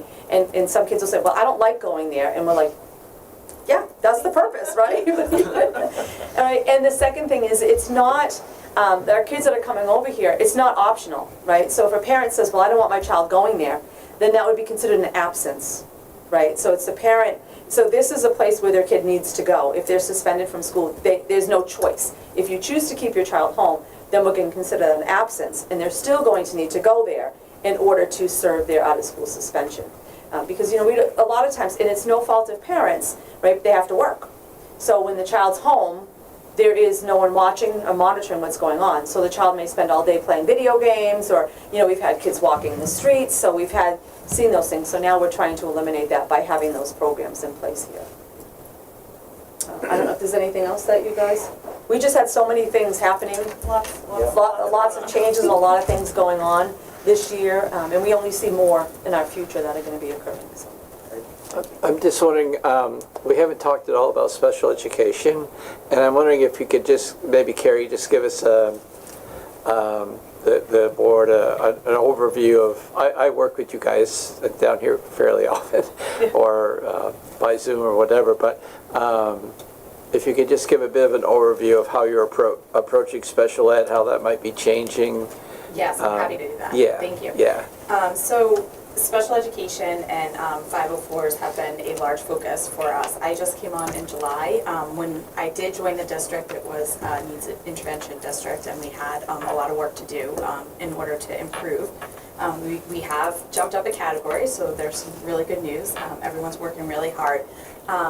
But, you know, one of the things that we had a small committee together, and one of the things that I think was really evident is there's almost like pockets of folks doing really good things, but not consistent across the district. And so coming up with consistent language, consistent forms, consistent definitions of things, and understanding of, you know, what we're talking about has been key this year. So we did a 504. We've redone all the 504 paperwork using the state exemplar. We've done 504 training, so we've done a lot of work on that, and we've also done the same thing in special ed. Case managers have attended, you know, a case management like boot camp, and all their paperwork has been amended or changed to be consistent across the district because it wasn't consistent from school to school. So the paperwork has been changed and rolled out to case managers. And we're going to continue this process because really I think that there's a lot of education that needs to happen in terms of making sure everyone's speaking a common language and that there's vertical alignment, you know, when it comes to the special education process and what we're doing for our kiddos. The other thing is we're really taking a hard look at research-based instruction that's being provided, and especially design instruction and what that looks like. So that we've had some teachers attend some trainings and some workshops on research-based instruction, and we're looking to purchase really some systematic programs and instruction that really you can look at the data and determine whether or not it's working in a 4 to 6 week window, and then reframe as needed, so we can try to get, you know, our kids' skills where they need to be. Some really focused intervention. And the same is true of our specialized programs. I know that we've spent a lot of time this year at Richards in particular, working with the Partners program down at Richards, and that's going to be continuing into our middle and high school next year. I'm really just looking at individual students, what their needs are, making sure that their needs are being met when it comes to their functional academics, life skills, community resources, you know, community-based experiences and things like that. I think there's a lot that can be done, and I'm really excited to work with the teams to make sure that that happens. For all our students in those programs next year. You know, I know that there's been a lot of great work done this year, and I think it's just only going to continue. So we're basically like an all new team, right? So I was hired, I'm an interim superintendent, right? So I was hired in July. Bren was in July. Carrie was in July. Ed actually retired and came back. So he's just temporarily. Yeah. But also, say that. Yeah, I know. That's what he said last year. And then our building principal at the middle school is here. He actually started a couple days either after the beginning of the school year, so he came on recently. And then Rob just took over as the building principal at the elementary school in this year, in July. So a lot of us are new. So we're really looking at our programs, and we're looking at our procedures, and we're looking at how to align everything, even from our bullying, bullying forms and the consistency of our bullying forms, right? Looking at the safety and security of our buildings and making sure that that's all in alignment. So there's a lot. We have a lot going on. Yeah, I knew that there was a lot of change, and that's exactly why I asked, just because it gave us a little bit of insight as to what's coming down the road. So that was great, thank you. I'm curious, the subject of behavioral patterns and focusing on teaching effective behavioral patterns to the kids has come up quite a bit.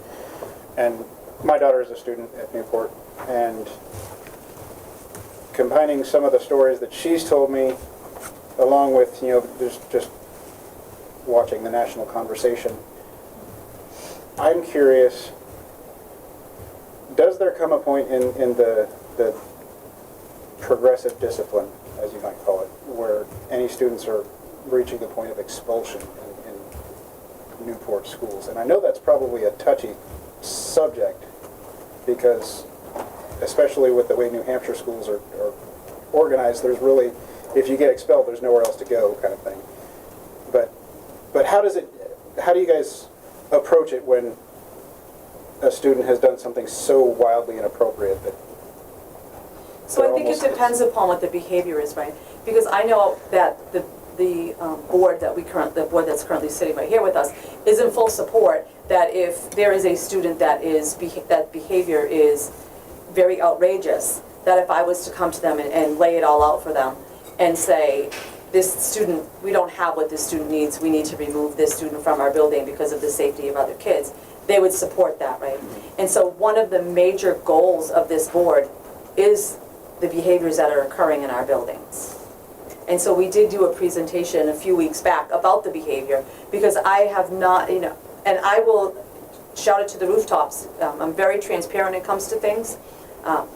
We've got a lot of work to do with behavior, especially in our middle school, and we will, and I feel bad for Dave because he's like, oh, but he knows, he lives it, right? He lives it every day. But we have a lot of work that we need to do as far as behavior goes. And we feel that bringing in that program with that next year that we're bringing in, that's going to help the ESS program. That's going to help with some of this. But we're looking at other means, like the out-of-school suspension room. So we're looking at these types of things. So we will work with families and we will work with children as much as we possibly can. And if it gets to a point where we need to react, we will. I think, this year, a lot of the groundwork has been laid, and so I think it's hard to see the results right now because of that. So I think that, when coming on and seeing what's occurring, and, a lot of it, I'll be honest, I think you spoke to it, like it's a nationwide concern, right? And I think it has a lot to do with COVID. I think it has to do, like a lot of people were worried about the academic impact of COVID, but really if you look at what truly happened to our children, it really is the social emotional growth, the social skills, and that's where you see these like large deficits. And so when you're taking a look at that, and you're taking a look at a lot of the behaviors we see in our buildings, some of it is typical behavior that we always saw. It's just occurring at a much older age than we used to see it. So it looks really unexpected. So there's that taking place. But we've also, we recognize this to be a concern, and I think that Rob's slide spoke to that a lot when he talked about the MTSSB and the behavior supports and the systems and the tiers of intervention, really taking a look at like your tier one, like what are we providing all students? And when it comes to behavior, when it comes to, how to manage your emotions, how to regulate yourself, like what is our language, it needs to be common. We need to explicitly teach kids how to control their emotions, how to regulate themselves, how to ask for help when needed, and not like, flip the table, things like that. Like that really needs to be explicitly taught at our younger grades and throughout our district. And I think that's something that we all recognize, which is the importance of putting the MTSSB, the Choose Love program, and other stuff, like the advisory for next year for the middle school, and really working deeply with the kids on explicitly teaching these behaviors, because that's the key. Obviously consequences are fine and good, and that's, a piece of what we do, but unless we're building the skills for these kiddos, it doesn't matter, because quite frankly, they don't care about being suspended necessarily, and they don't necessarily care about like the traditional consequences that when we were in school were a big deal. But what they do care about is almost like how uncomfortable you make them when you start having these conversations and building these skills. They don't necessarily like that, so.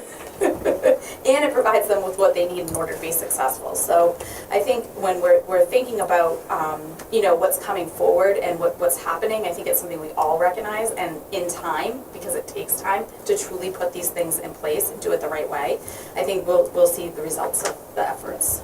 So just to jump on that a little bit. Yeah, I would only add that we've heard MTSSB a lot. We actually have a district team for that, so I didn't want you to think that it was happening in isolation with the buildings.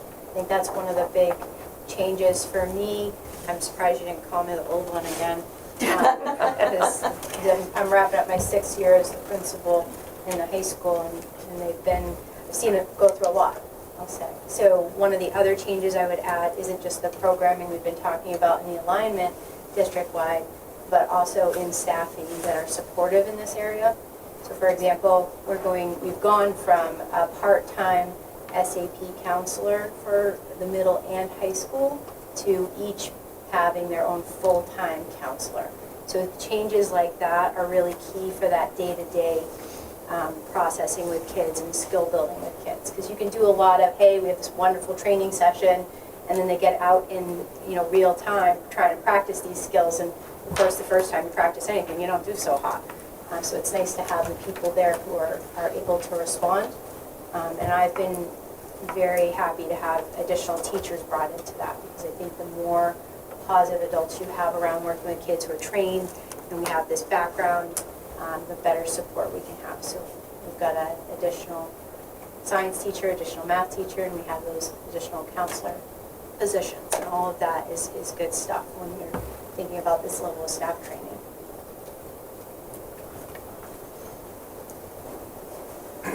Any other questions, Sarah? All right, so we'll move on. Thank you, everyone. To the next is the current tuition agreement. Are you leading this discussion? Nope, that is a, I figure that you guys could take over on that since it's yours. If you're okay with that, I'd like to just dismiss my building principals. Yeah, sure. All right, perfect, thank you. Thank you all very much for coming, I appreciate it.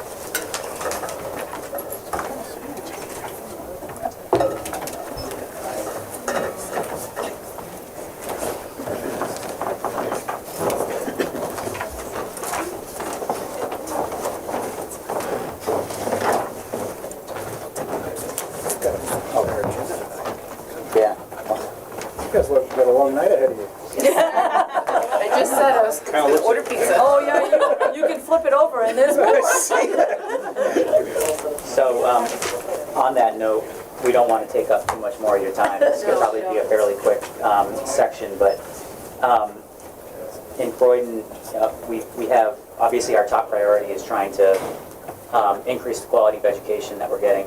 But secondary to that is trying to keep an eye on the budgets. And over the years, we, as everybody does, we see costs going up. And just as it pertains to our contract, I know, back to your point of, you've got a lot of new people in the mix, a lot of changes happened here, new board, new administrators, and same on our side, we've got an entirely new board. So I'm interested to see if there's any willingness to talk about, doesn't have to be tonight, of course, but the calculation that we use for figuring out the tuition every year, because it's a little bit of a black box for us, and there's a lot of variables that factor into it, so it can be a little bit unpredictable. And of course, we've seen some very big jumps over the past few years, so that could be something we take on, offline another day, but I just wanted to get a feel for your interest level in that. Just because there's a number of ways we could go at it, and it'd be worth revisiting, I think, just to see what could work for everybody.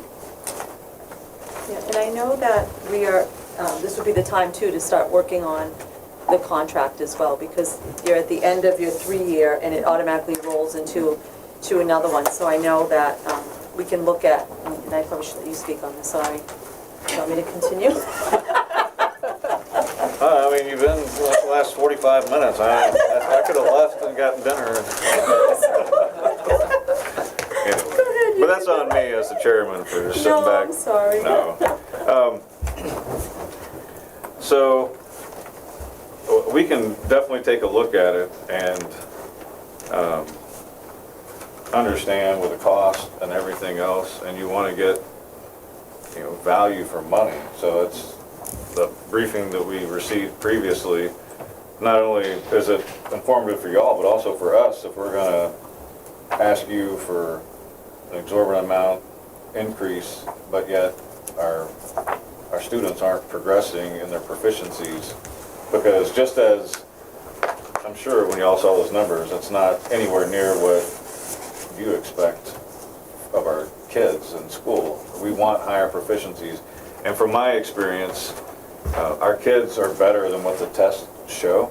And so the tests are obviously a gauge, but I think that there's more to it. And so while I want the test scores to improve, and they should improve, it's not just the quality of the education they're getting. It's their, you know, they're doing 3 tests, and then on top of that, they're taking a 4th test sometimes, some grades, and so that probably has something to do with it.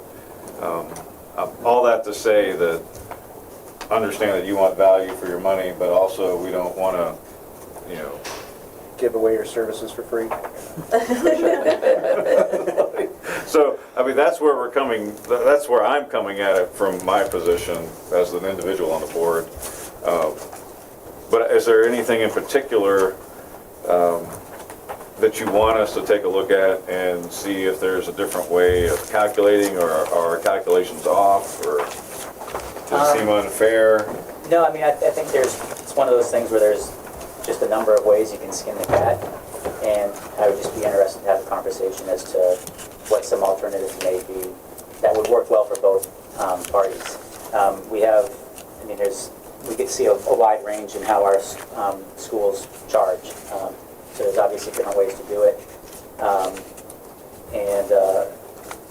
So I guess I don't have like any specific, like, this is what we want. It's just, it's been a while since we have, you know, I don't even know who came up with the contract in the first place, but I know it's a hot topic every year because it has such a large bearing on our budget. So, like I said, just sort of an exploratory conversation, see what are the different ways you could look at it. Maybe do it as just kind of like you're doing now, where it's just an even spread. You could do sort of a cost plus markup. You could have some sort of value piece tied in. I mean, there's any number of ways, but I just wanted to gauge your interest level on, can we even have a conversation to maybe brainstorm some ideas. Maybe we decide, hey, this is the best way, and it's actually working quite well, but I think it's just worth revisiting it, especially as you said, as if we're coming up on our 3-year mark. So I don't know if you guys have any other thoughts, but I'm just thinking maybe this doesn't have to be a whole big meeting like this, but No. maybe a couple of people, the BAs, and get together with superintendents and a board representative or something, and 6 people sit around the table and just kind of take a look at it, and tear it apart, and build a better understanding. And That see. way we don't have to have quorum, so it doesn't have to be a big official thing, and Yeah. then that group that comes up with something can bring it to another meeting where there is quorum, and we can all look at it together again. some folks go more of like an a la carte, like there's a lower base, but then you charge for extras if there's certain things for certain students. You know, like there's Yeah. all Like kinds of if, ways we you know, do it. like if 80% of our students don't take any advantage of the extracurricular stuff, then maybe we could come up with a lesser charge for those students and have a gradation sort of thing. From my perspective, I think that's a good idea. Anybody on our board interested in participating? I'm certainly happy to have the conversation, and if you said, you referenced, you know, kind of a black box, and if we can, however we determine to come up with this, if we can make that more transparent, I think that's all the better, so. Well, then, you want us to maybe coordinate with, through the superintendents and establish a meeting? Sound good? Okay. Sound like a plan? Sounds like a plan. I don't think we need to do anything. Donna and I have each other in our phones. It's not anything official, so I don't think we need to. No, because vote we'll on come it. back Yeah, and it's just- report to the boards. So no action necessary. So, Jana, you're going to be the board, is that in here? I'm going to be the board. Are you going to be the board representative? Is that what I can be, sure. Well, I don't know. Is that? It might be helpful to have both, that way, you know, we can have to pass that knowledge down. Perfect. So you guys got 5, so you can actually bring 2. a We board. can bring 2. We only get 1. Yeah, we get quorum pretty fast. Nope, that's fine. Well, I appreciate the joint meeting tonight. It's nice to get to know y'all. I mean, not really know you, but at least know your faces and your names, and share the information with you openly. And does anybody else have anything on our board? communicate. I was just thinking, Donna, if you want to just electronically send me the updated, Will that be easier? that's the easiest way, and then I can send it out. And Okay. that saves you doing a lot of paper and collating and all that. I'm not a big fan of paper anyway. Okay. We know from the last Yeah. Speaking of which, I need those.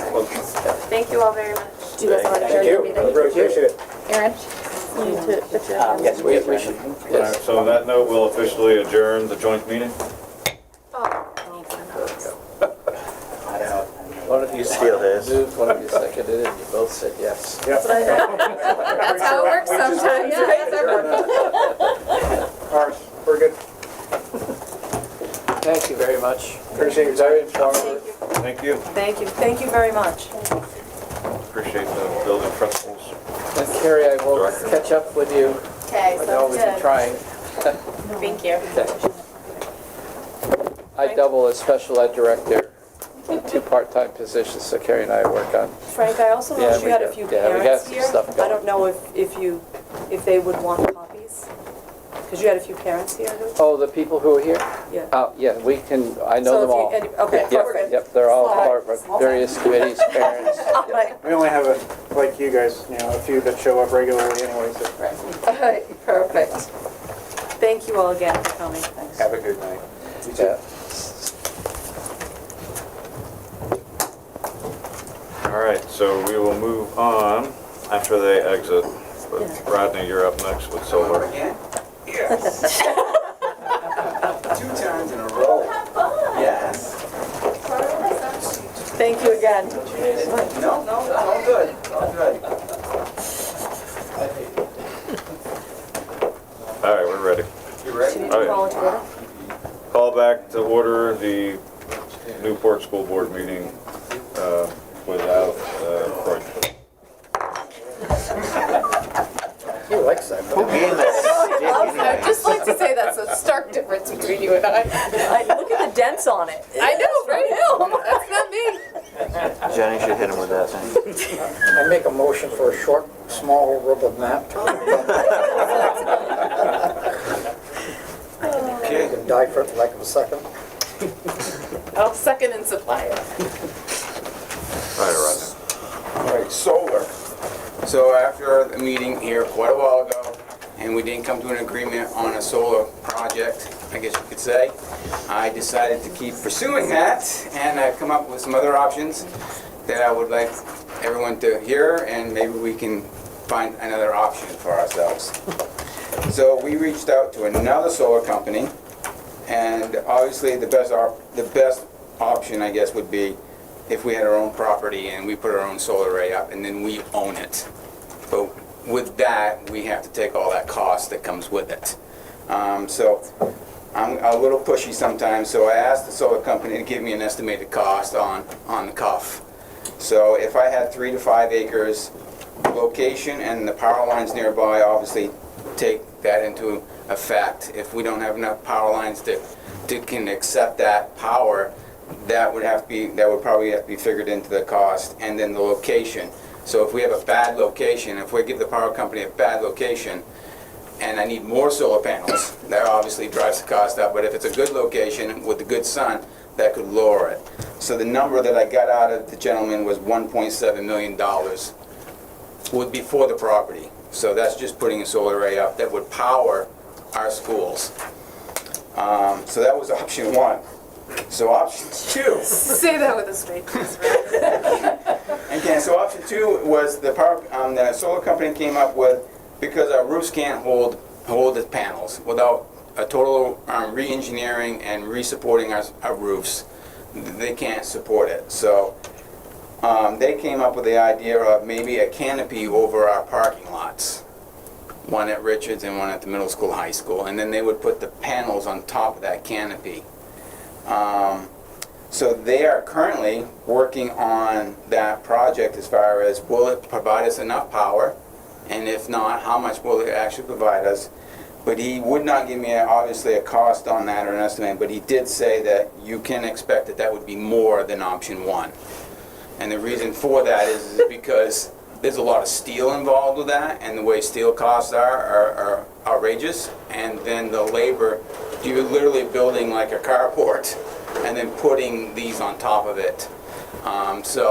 He says that is an option, and they will look into it to figure out if that's something that we would be interested in doing. So they have all of our power usage and how much it takes. So the third option is the option that we've already kind of talked about, which is the power agreement. We could always look into a new power agreement with either this company or another company, but we could always look into another power agreement. And then obviously option 4 would be status quo. We don't do anything, so we just keep going with what's out there. I would prefer not to do that, but I need direction and ideas or other options from anybody. Well, 1.7 million? Yeah.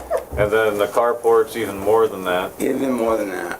And I think the board voted that a 15 or 25-year contract is just too long to commit to something that's variable. So it sounds, from my perspective, individually, that we're kind of at a dead end, status quo, unless we can find somebody that is not going to try to lock us in for 25 years. Okay. I mean, you know, students' kids will have graduated from high school by then, and Yes. we'll still be under the same contract, so that's just kind of... Didn't Norwich come back and say that 25 years was negotiable? Yeah, then they were like 20, I think. They went down to did. 20. They went down to 20? Okay, Yeah. that's what I wasn't sure. If we could find a power agreement that was reasonable for the board to accept, I think it would behoove us to look into it. I understand that 20 and 25 years is a long time. But Anybody else?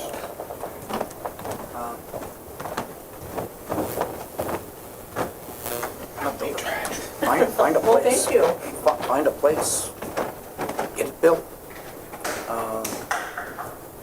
Your cost can be amortized partially by the reduction in costs. You want a building, you get a bond, you build a building, you pay for it over time. So the 1.7 million, I don't buy that, but I do buy getting something done.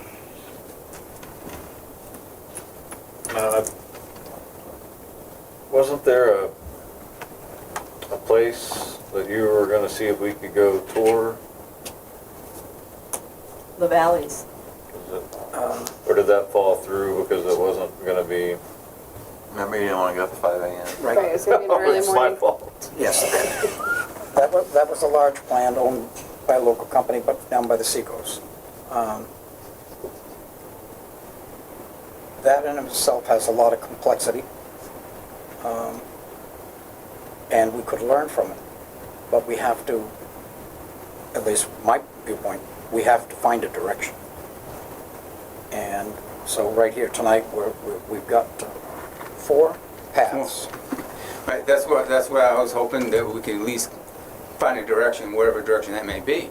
And let's pursue it and see where it takes us. So on that first one, Ronnie, would that just cover the cost of our electricity that we use, or would then we have capacity to sell to other people for that 1.7, did they say? He did not say, because it's going to be really based on where that property is located. Because I just did this on my house.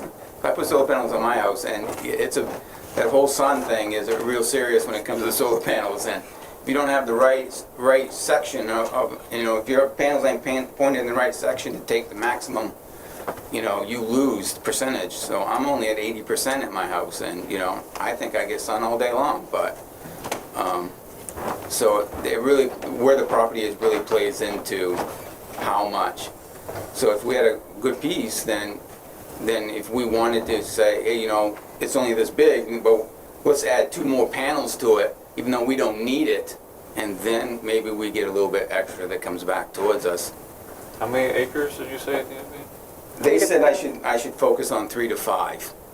3 if it's a prime position, you know, but 5 if it's not a good position and I need more panels to make it up. Because obviously we want enough to pay for our electric bill. We don't want to do 80%. We want 100% or as close as we can get to it. Yes, Mr. Small. Let's talk for a minute how it really works. You could buy a piece of property almost anywhere, put solar panels on it, and it feeds into the system. Then 10 miles away, 5 miles away, whatever it is, you draw out of that system. So the difference there is the rates, and if you produce more than you use, you get a reduction in your bill. So the point of getting to the greatest efficiency of the panels, the location of where they are, and talk to God and get a lease on the sun, is part of number one. I think, I'm sorry. I think, just going through my head is capital improvement plan and all the things that we have planned to do and want to do. I want to do number 1. That's what I want to do, because it makes the most sense. And that's what the solar company said. Everybody wants to do number 1. Right. But with that comes cost. Right. He says, if you are not concerned about that, or you can't afford the cost, then you have to revert to the power agreement, because that's why they're doing what they're doing, because they're taking all the cost and all the risk. So if you want to own it, you know, I know it's a big scary number, or it might be a big scary number, and maybe it's not, depending on where we are. But I think it would put us so much further ahead. It is and it isn't a big scary number. Right. Right? You're right. You know, we have a $20 million budget. Right. What's another 1.7? What's another 1.7? But, you know, I take that to the voters, and that's a big number. Because electric ain't gonna change, it ain't gonna get, it suddenly ain't gonna go back to where it was. It's only gonna continue to rise. So Rodney just needs to go find us 1.7 million in donations. Well, no, I mean, I bet we could probably check this. There's gotta be grant. They give out grants for all kinds of things. They don't have grants for. No pressure. Power company, and the solar Like said there school are grants districts out there, across but the country. You gotta search for them. He says there are solar grants out there. There's gotta be, like, to encourage. And that 30% is available to schools now, he said. Before it was not. That 30% rebate is available to school districts now. So we could get 30% back of that. Almost sounds like an ad hoc committee. Well, you know, we have committees up next on the agenda. I mean, just so that it doesn't, I mean, if we're gonna look into grants and Well, no, properties and, well, because it sounds like the interest from the board, at least without taking a vote, is one makes more sense than others. Yeah. Because when we own it and we don't share and we're responsible and we get the benefits and solely at the town district level. and no offense, but I'm not parking my car under a carport with solar panels underneath it. Yeah, that'd save us on plowing. Can we take, That's what I was gonna say, They are Jim, too. actually kind of neat. We saw it in, Oyster River. Oyster River that They has have it. Legoland. can we take a consensus of the board to make it into direction? Consensus in the form of a motion? 1, 2, 3, or 4 here. It doesn't have to be a motion, it's just a consensus. 1. 1. 1. 5. Okay, you got the floor. Yeah, 1, I just want more information, like, what's it gonna save us? You know, oh, it's gonna get us $20,000 a year, whip-de-doo, you know, that kind of deal, when it was 16 grand for a 25-year agreement or whatever, so if it's gonna pay out 100%, which we're at about 170 a year, is that what we were, 170,000? Yeah. Something about 10 years. And then just what's the lifespan and stuff like that, like, what are people spending? Are they spending 100 grand a year on maintenance? And, so those things are gonna be important. Those are the questions we'd have to He did answer. talk about that as well. Maintenance, he says, a lot of these companies will push maintenance onto you, He says, but that his company does not, because if you get through the first 12 months with your panels and there's no issues, you're gonna go the next 25 years with no issues. He says maintenance is very minimal on them, but big companies do try to get you to sign a maintenance program. He said, but he doesn't believe that they're necessary. And they do last 25 to 30 years. Question, so there are other operating costs involved with that, or is it just purchase the panels It's and they purchasing the last panels and getting us 25 hooked up, years? yep. Okay. Well, there is others. I'm very familiar with what Vermont did in Windsor. The state of Vermont did. And they did the trackers, which give you the greatest efficiency because it follows the sun. They paid us to go in and out to mow, because you can't let the vegetation grow up. So Right. there is a cost. There is lightning that has an effect on the impact or close impact. But there's not batters or anything, right? Can I refocus this back up? So we have a consensus because the four of y'all agree with number one. So I'm gonna go and say my point, which is 3 to 5 acres of solar panels is just ugly. So like it will be an eyesore unless we find somewhere suitable. So my whole take on it as a nature lover that I am is that, I mean, they're not attractive. It's not like, oh, let's go take a drive out and check out the solar panel array today. So, so while and I'm not convinced, because I've seen over the last 10 years the solar come and go, like businesses pop up and then disappear. So I am interested in what the committee can find, because I'm all about saving money for the town, even if it takes an investment. You gotta invest money to save money, make money, kind of thing. So the consensus is we need to move towards number one. I think we need to form an ad hoc committee for that. Is anybody interested voluntarily, Mr. Spalding I Senior? nominate Bert. I mean, you can have an alternate, or, I mean, we two on it, but I think that a committee probably, I would recommend Mr. Spalding, Rodney, maybe Ed, just because you seem that you're. I need something to do. Yeah. Well, I mean, but you kind of tie into Came these back kinds out. of things. You You should can't stay come on out, after you leave to be on the committee too. you can't come out of retirement and have nothing to do when you get here. All right, so does that sound like action? Kind of. I got something up my sleeve, so I would like us to table this for a while and so I can have a conversation with someone and get an idea. Okay. So we have a consensus. Yes. We're gonna table it. How long would you request to table it for, Mr. Spalding?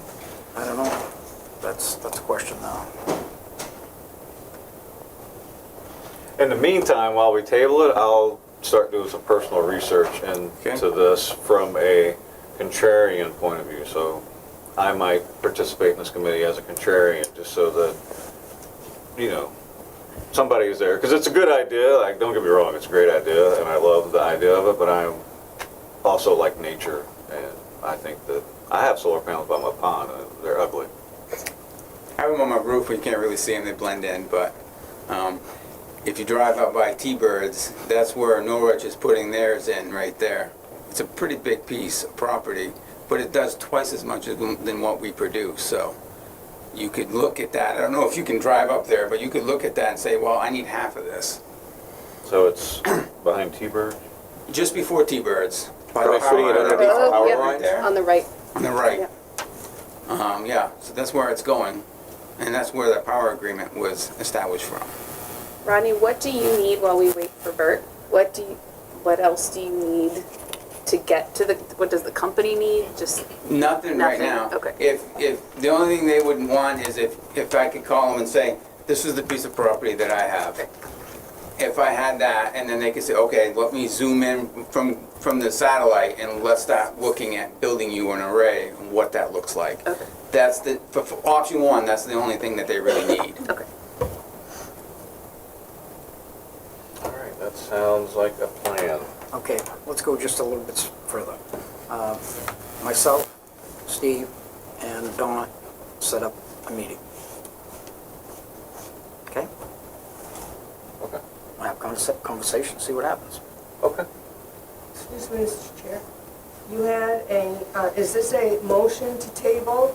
If Oh, well- it is, then Bert made a motion, and I need a second and a vote to table, if that is beneficial.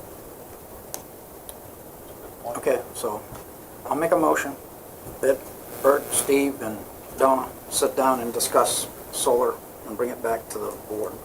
Second. All in favor? Aye. Then abstain because I made it. Opposed?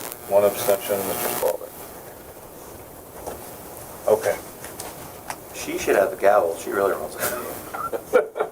Thank you for keeping us on track. Thanks. Thank you, Rodney. You're welcome. All right, next we have committee assignments. And the only I got names. 2 committees, You guys should have, is this? This is the same document from the last time. You should all have. I have written in, because I saw it. board members. You had it up here at one time. I saw it there. Is it in your? Did you put it in there? I get so, it's not, there's not much difference on it. This is the one that we needed to talk about, curriculum and facilities. How often does curriculum meet? Curriculum doesn't really even meet right now, because, Me, myself. yes, I'll meet with you. because we don't plan on, curriculum would be it's not the programs, right? Right. It's the competencies, and we don't plan on changing any competencies because we go along with the state. So we really don't, Well, I'll put Jenna's name in there. If you in case need me. him. I mean, if there was something that we wanted to do once in a while, to just get an update. let her know what's going on. Yeah. Yeah, I think that'd be good. And I don't know, is it outlined in our policy as to when committees are to give updates, how often? No, I don't think it says. no, you don't have that, it was in our last book. Okay, all right. But I can go put the copy right No, now. it's okay, but I'm happy to do that. Thank you, Jenna. Then facilities, we have nobody on facilities currently. It would be Rodney. All right, well, Rodney. And then usually it's Ed. Gotta be, I mean, we could almost do it with the CTE, just because I'm getting to know everything. And then I can have, it can be either me or Tim as I can be the primary and Tim can be my alternate.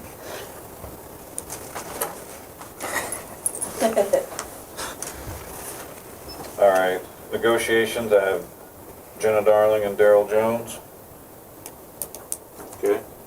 Policy, I have me, because it's changed to the morning, so it kind of makes it hard for you to be my alternate. Somebody's gotta work. Sorry, I enjoyed policy though. So, alternate, we'll just, how about we just, if I need an alternate, I'll call somebody and see if If you need an alternate, just be scheduled for the afternoon, I'm still happy to do it. All right, well, how about that, keep you as the alternate with afternoons as a stipulation Of the alternate. we would need to know way in advance, because we I know you have admin come now. and have stuff, admin come to it as well as we post it. so- Okay, Well, as long as, you know, like, you should know, because when you post it, let me They say, know. oh, I can't come. Okay. Sounds good. Well, it's every Tuesday, every second Tuesday or whatever it is every month. You're probably not ever gonna be here again. all right, thanks. Just, Wow. No, I'm just, because you're supposed to let me know, like, you're not really gonna use You get alternate. volunteered and I'm never really gonna be needed, so it's fine. I'm just on fire tonight with You are. you. All right, technology. Any volunteers to be on the technology committee? I don't know how often. Chad's really good about reporting out to, do we need a board member on technology? we don't, well, it's in our, it's, It's a standing committee. Oh, for a standing committee, okay. Tim? Sure. Well, you don't have, you're not on a, you're not as a primary. Yeah, I took the facilities one, but you wanted to do. Oh, do you want to do it? Yeah. All right, I'll flip you. I'll flip you. Okay. So And Tim. I'll be your alternate for technology. Okay. All right, so I'll go to That technology. fits you better. All right. You tracking that? Yeah. Should have wrote with a pencil. I am. Plan to, so communications is not active? Correct. Are Chad we- just said he does not have an active tech committee. That's just You will kidding. now. Thank you, Chad, you will now. You do now. It's like now that Steve and Tim cancel it. Chad, I have a fourth grader that would love to be on that committee. Yes, she does. That works. All right, so so advisory committees, facilities and maintenance, we'll just carry down from the standing committee. Extracurricular, is that for sports and clubs? Yep. Um, And if there's any on here, you can always just say, not active at this time, or something like that. I if don't you think need it it's ever been active I don't- since I've been here. Yeah, so that one's not active, but I'm sure there's at least one or two of us that'll participate if we need to have a committee meeting for extracurriculars. to. Yep. Policy is already up above. Finance, we had talked about this last year because the way that we were doing it when I first joined the board was before each meeting, a different board member would go and sit down with budget and get a quick briefing, really, just have a conversation so that at the meetings somebody on the board is in tune with what the budget analyst is. Right, and the purpose of rotating was so that everybody could have an idea of what was going on at the time. How about we have the budget advisory, We also have a new BA right? that's gonna be training, so we could put that one on hold for a little bit. Let Ed and our new BA get settled. Do you want that sheet? On hold until All the way over. fall 2023.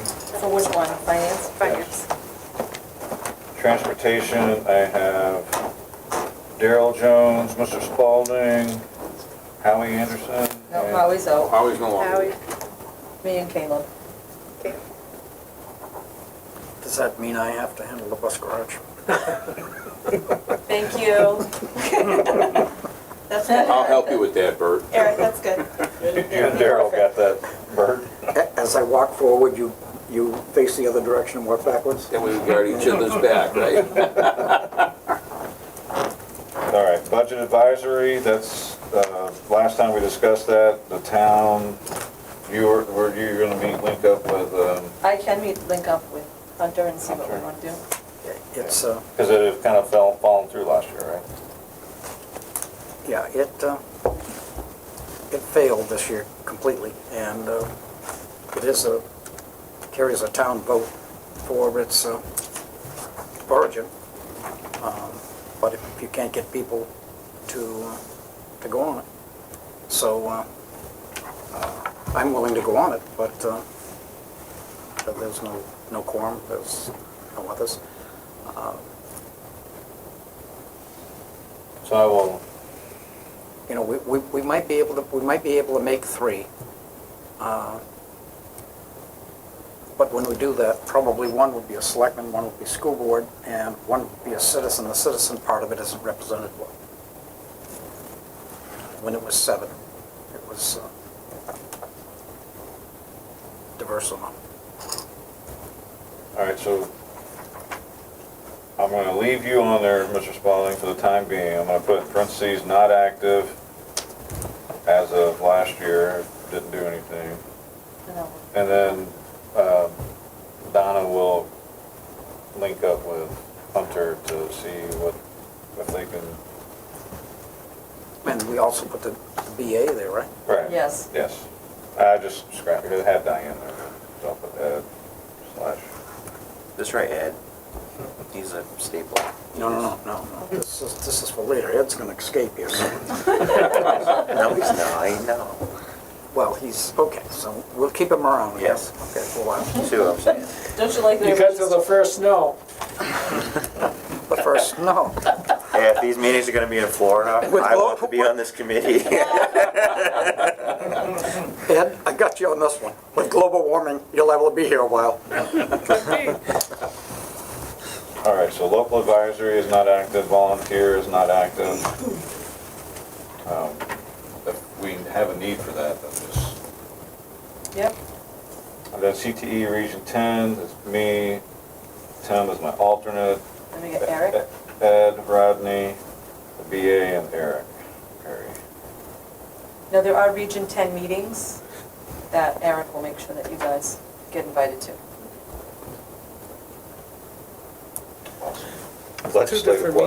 Two different committees that they're, Well, the regional committees are different than the CTE construction project committee. right. Yes. Yeah. Yeah, we're, just because of how close we've gotten over the last year. We can all do it together. Just talking one voice. Legislative Watch, I have Donna and Jenna. I would nominate Kathy Hubert That's a good in one. absentia.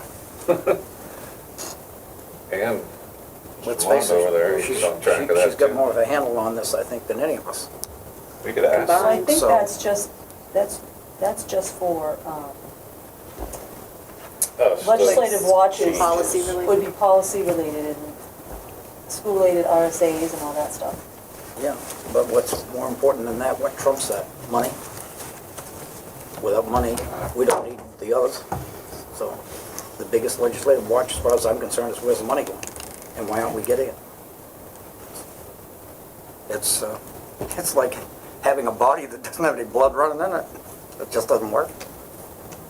So if she would take that position, then at least we would have, right now we are at her behest. She comes when she wants. And, but maybe we could get more information and more action.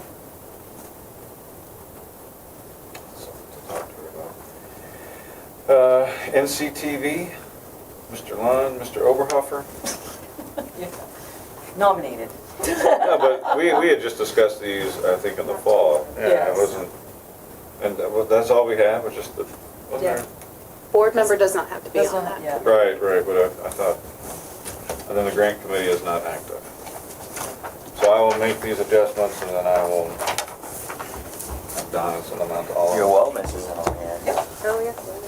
Oh, yeah, well. Good call. Okay.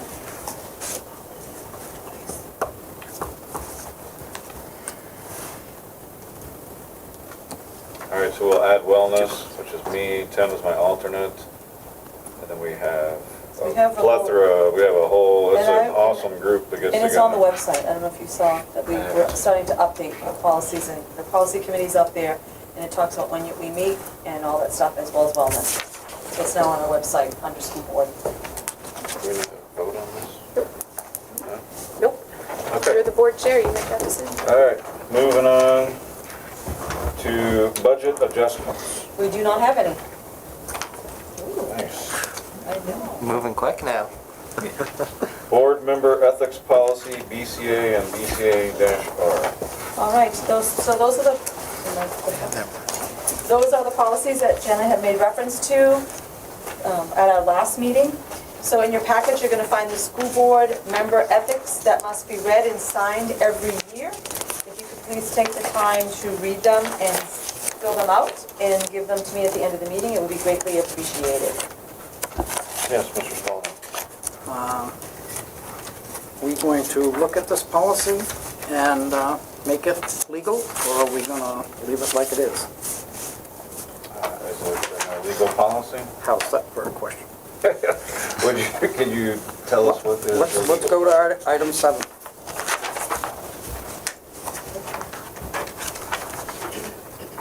recognize that as a general principle, the district and its students benefit when board decisions which have been made following consideration of all sides and vote of a quorum receive the subsequent support of the whole board whenever practical. That is kind of woke in saying you suppress the dissent. I do not see it there as anything other than rigging the vote. Sorry to put it in offensive terms, but to me, it doesn't belong there. It's wrong.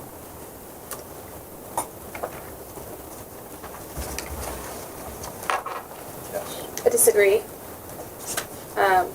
I see that statement as if, let's say, there is a board vote and it was 3-2 or 4-1.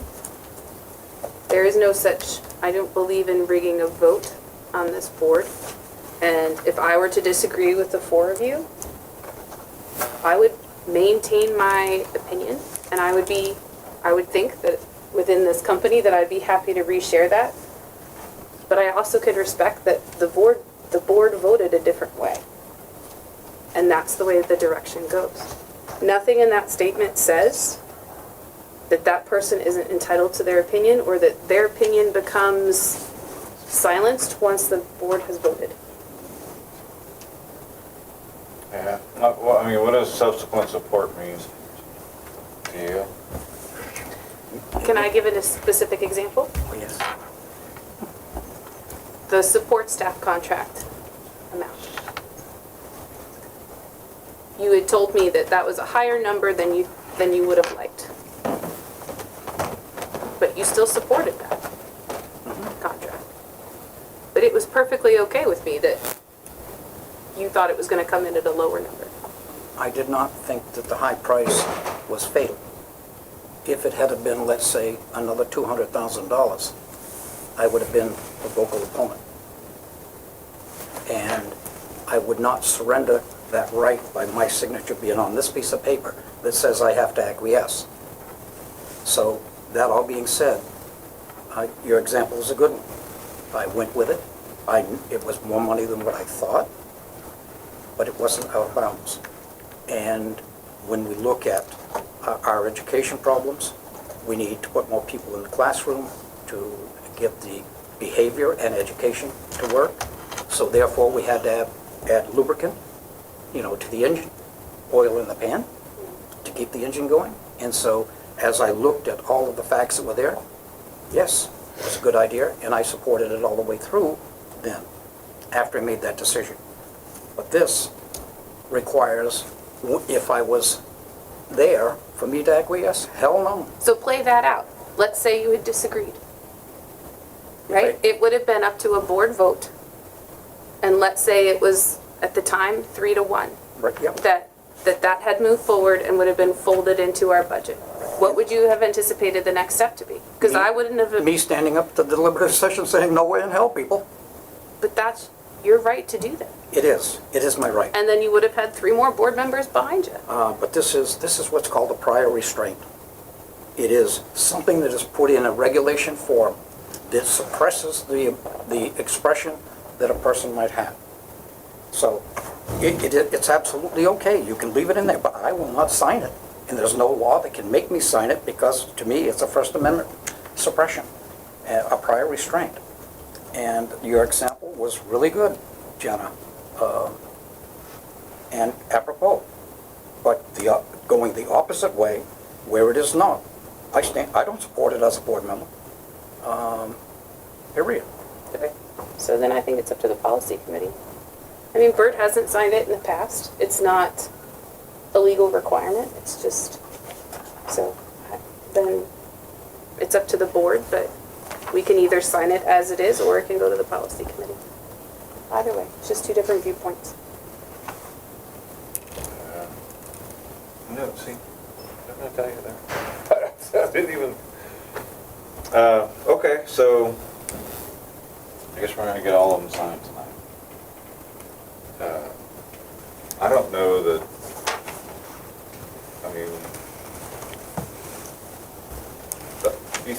led to this? Like why? Like, it doesn't even make sense, like, that doesn't make sense from an ethical standpoint. Did somebody order pizza? No. Jenna, did you order? I did not. You said you were going Did my husband? I did. Oh. Thank you. You really are the king. You text mom. Right? I had no idea about this. Watch them watch it. Thank you so, so much. Oh, they do Wow. close soon. That's why she did it. Thank you. Thank you so much. Person That to was, interrupt the committee and get laughs and Now I know why she asked me if the door applause. was open. I thought she was coming over. So, You know what I mean? Like, so what I would do then is just, it's probably making, recommendation? it's probably more complicated than it's worth, because it's Bert's prerogative whether to sign it or not, and we don't need to make a mountain out of a molehill. I signed mine, turn it in. It's the prerogative of the board. You could take it to the New Hampshire School Board Association and see what their sample policy is. probably. Probably exactly the same. Or weirder. More restraining. Yeah. So, Word weirder, but restraining. I just don't have a pen, so. I guess I would say that the tide of public participation is going the opposite direction. If we look at what happened in Virginia and many other school districts, we saw it right here in Newport when the mask problem turned into a possible problem and people came. It is public participation and the First Amendment go hand in hand. And most of that participation comes when the public believes that a wrong decision is being made or a wrong direction is possible or happening. So, that being said, now we have to, we're required by law now, to increase the amount of participation time. And so the tide has, I believe, turned as to school boards, and I don't mean this one, nationally, suppressing. When you have an auditorium that will hold over 200 people, and you put out 18 seats and have a police officer at the door turning people away, you have gone too far. End of story. That is absolutely First Amendment trespass ad initio, which is Latin for from the beginning. So now the New Hampshire School Board and the legislature have made it a law now that we have this time period. So I believe things like this will change, because I gave you one, there's another one on the second page here. We've done yet. Public participation is the backbone of this country. It supports us and keeps us on the right track. The two of you, Tim and Steve, came into the school board on masks, and you had information and et cetera, and your objective was to change the tenor of where we were headed, and it was right. And it turns out it was really right. It was actually detrimental in many cases.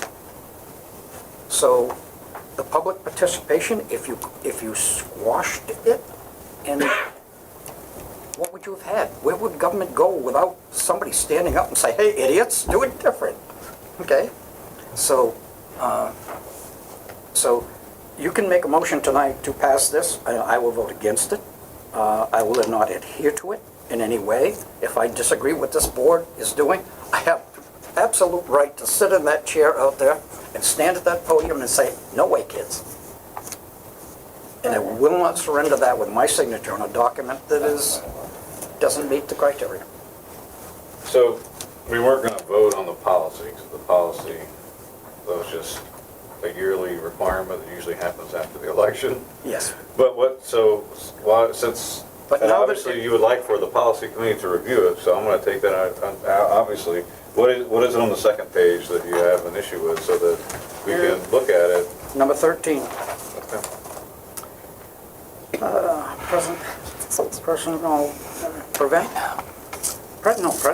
Personal criticisms concerning district operations, staff, etc., to the superintendent, not to district staff, the public, or unnecessary at a board meeting?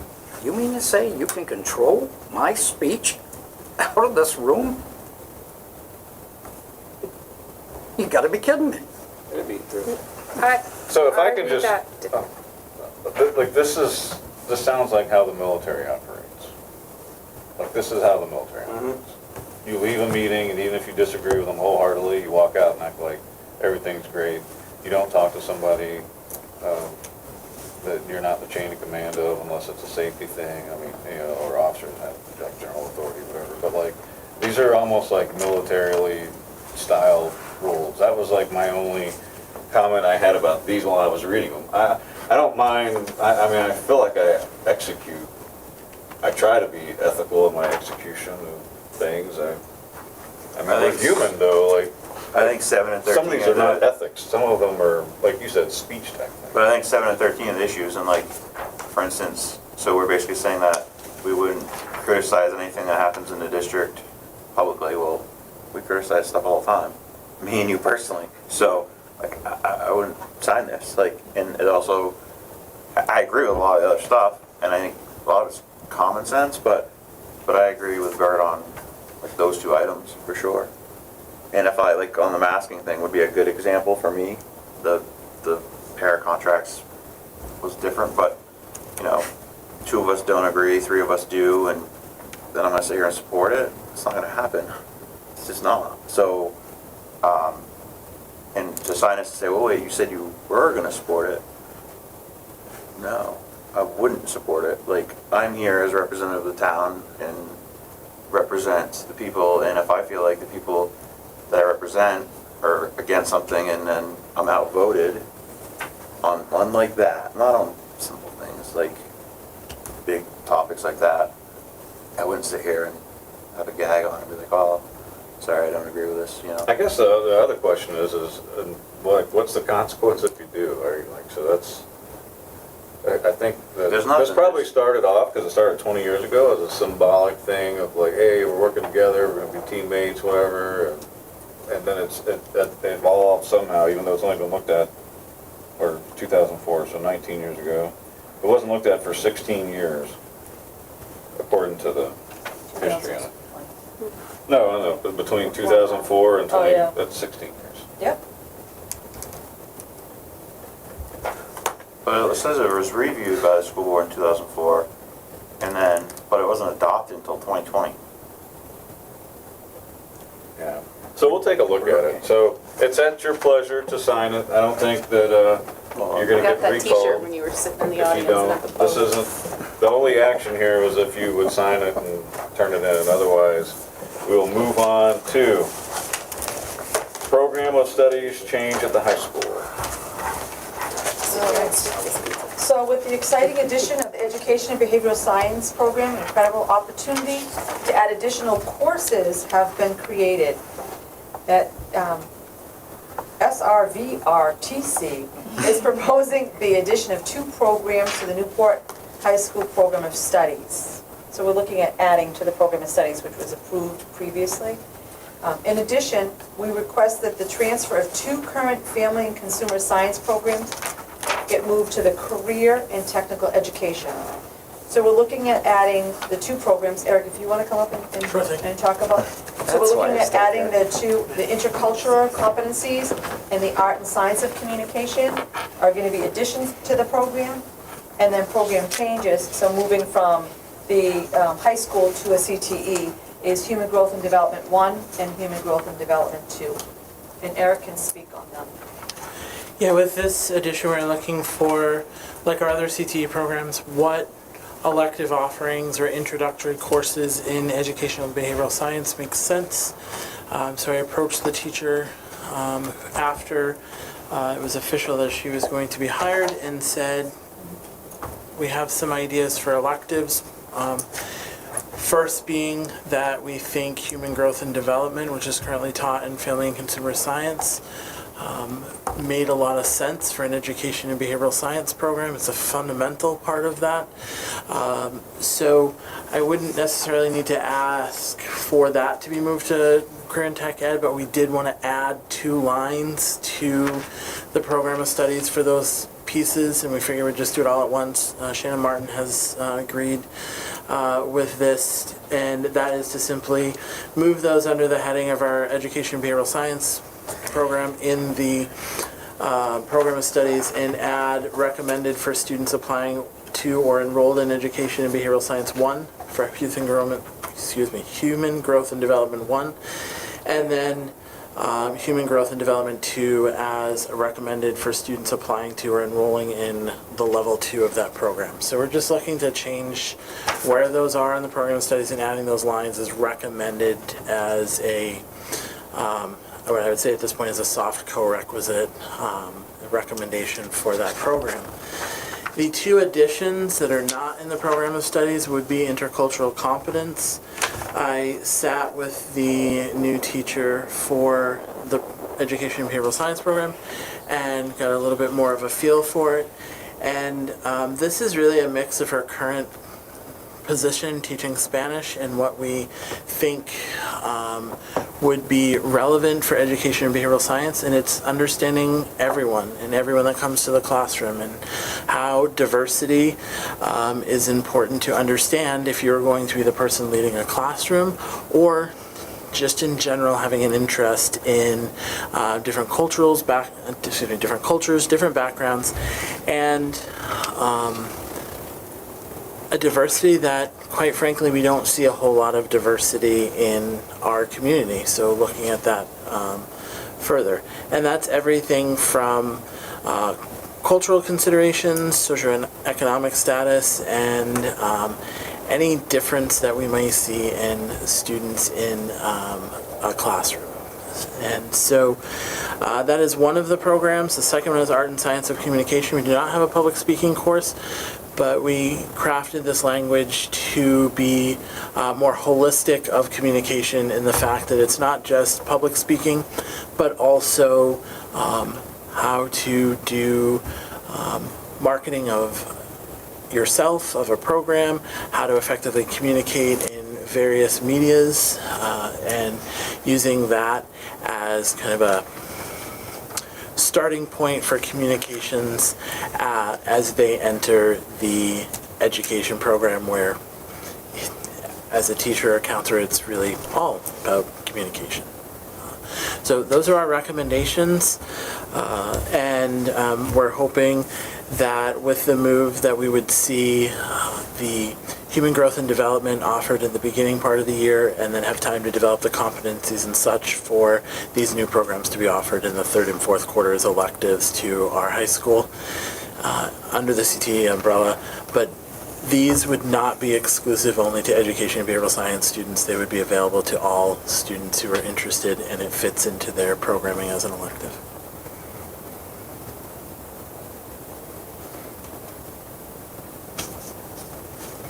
Any questions for me? I just feel like I want more information on the cultural competence. But I'm only laughing because I had a question about that as well. Okay. And oddly enough, I guess my question is, we're not teaching kids to, I mean, like, here, it's our culture. And so, yes, you need to be able to communicate with people, but we don't change for people coming to our town. They change to our town. Yeah, there's... And our state and our country. So, like, I think that's probably where you're getting at is, like, yeah, the world's getting smaller, but from my individual perspective, people are losing that there's a very particular American culture. Apple pie, baseball, grandma, all that good stuff. And so the way this is kind of written is like, you know, I get it. You got to be able to communicate with those individuals who are, like, if I'm going to Japan, I don't go in there and act like I'm a Texan and expect them to give me all kinds of stuff and accept me. I better learn some Japanese, I better learn their cultural norms. And so, yeah, it's nice, but really, I mean, we're not teaching, it's just the way it's written doesn't sound like I mean, you gotta be able to communicate with everybody from all backgrounds, but at the end of the day, the world's not getting smaller. Like, they're trying to make the world smaller, but you have to, from my individual perspective, you have to maintain American culture. And there, I'm sorry. I guess I'm looking at this differently through the lens of, this is a course for students that want to enter the education field. They need these skills. They need to be able to interact with anybody who walks into their classroom and be able to make a connection with them somehow. But I don't see it as that we're teaching students to give up their culture at all. It's who walks through your door every day.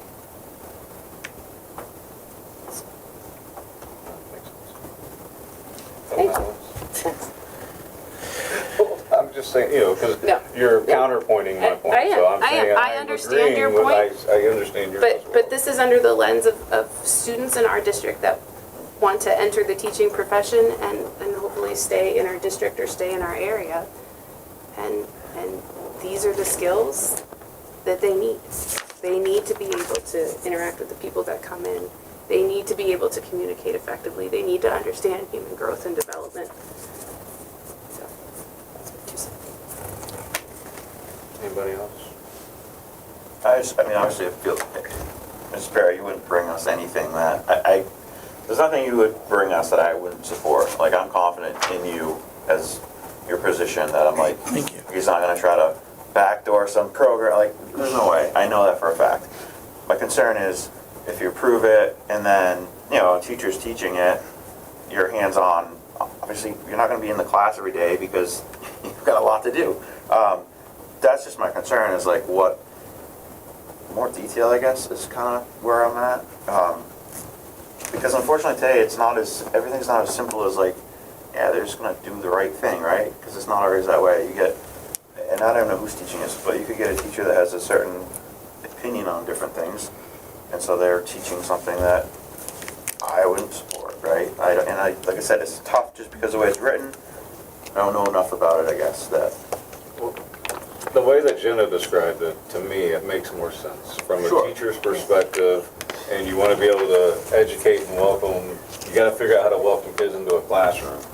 The thing is that made it stand out to me is analyze our own culture and identity. Nothing wrong with that. Baseball, apple pie, grandma, all that good stuff, America. We live, work, and study with people who come from different backgrounds than our own. The world we live in is getting smaller. That's like globalism. Yeah. It's like that's to me, it's an advertising for globalism, which maybe we like rewrite this or something. But I'd be happy to rewrite that part. And if I may, I'm sorry. Talking to the teacher who crafted this, it's very much like she saw in her Spanish class of there are multiple cultures that teach Spanish. They come from different perspectives, they share a language, but how they approach, how they have a school system, how they approach, living in a community together, how they approach raising families, or could be different. And so this is really, I think it's really a combination of Steve and Jenna's comments of, yeah, it is how does Japan approach school, and what happens if a student from there comes to our community, and how do we interact with that student, and how do we set up a teacher to be most effective and recognize those differences. I'm happy to adjust the wording for those for that particular piece, and I know as we say that the world's getting smaller, it's more connected, I think is more the intent of that language. The reach to connect people is a shorter distance now. So I mean, I'm happy to rework that with the teacher, and we can come back to it, but I'm also certainly, if we add pieces to the program of studies before the class gets off the ground, which we're looking at the second half of next school year, I'd be happy to come back with competencies and an outline of units if that makes the most sense. Have you had to have it before Jenna then, or? I was just gonna say, based on what Jenna said and the faith I have in Mr. Perry, I will support this. And then obviously if down the road something comes up, we always can look at it then. So, because looking at it in that way, and especially like talking about the Spanish aspect of it, and then the difference is just, you know, lots of the world speaks Spanish, but the cultures are different, and I'm more comfortable with it. And like I said, I have faith that it's a program that will be beneficial. Jenna had her hand up. Bert has not a chance to speak yet. Bert. Let's go first. I'm neither here nor there, but I have right along been surprised that we really don't do something with accounting. Right now, it's a wonderful profession. If you can do the numbers and figure out what's going on, you got 80-some-odd thousand in an army of IRS agents that are going to come to Monbach. I'm going to show them your door, and you're going to say, I don't know about that deduction, right? How'd they get on there? And somebody interpreted it differently. You know, it's, I've used a CPA for all of my business years, and I have never regretted it, period. It is a penny to a dollar cost. The things that you can write off and how you write them off. When I sold the cell tower, I had a tremendous impact, and the accountant says, okay, this is when you close and this is how you do it. You break the land away from the contract, and you take these two, and they go in at different times. So I spread it out rather than put a big lump sum coming out of here. I had half of it here and half of it here. So that in and of itself was in the 50s of $1,000 a year's pay for that advice of when and how to do it, and have it get past the IRS in the state of New Hampshire. Skills that we all need. So, you know, when some time back I said, you know, accounting, I guess Claremont had it and it didn't fly. That's right. Don't That's it? right, no, they took it, yeah. And I think we did a survey, right, after Bert asked it. We recently, after that question was asked, and I wasn't in this position at that time, but was one of the teachers, that we were working with Claremont and identifying what other programming might be an option. Claremont had thoughts of trying to increase their program. They had just shut down their accounting program. We have added the business finance to the business and marketing program, and then separately personal finance pieces to it. But student interest in a CTE program specific only to accounting without the other business and marketing pieces had zero interest from current freshmen, sophomores, and juniors. When I say current, when the survey was done last year. And the identified areas of interest were in the teacher education piece, early childhood education, and then other interests in public safety, such as criminal justice and such. And I would have to go back and look at what the other options were.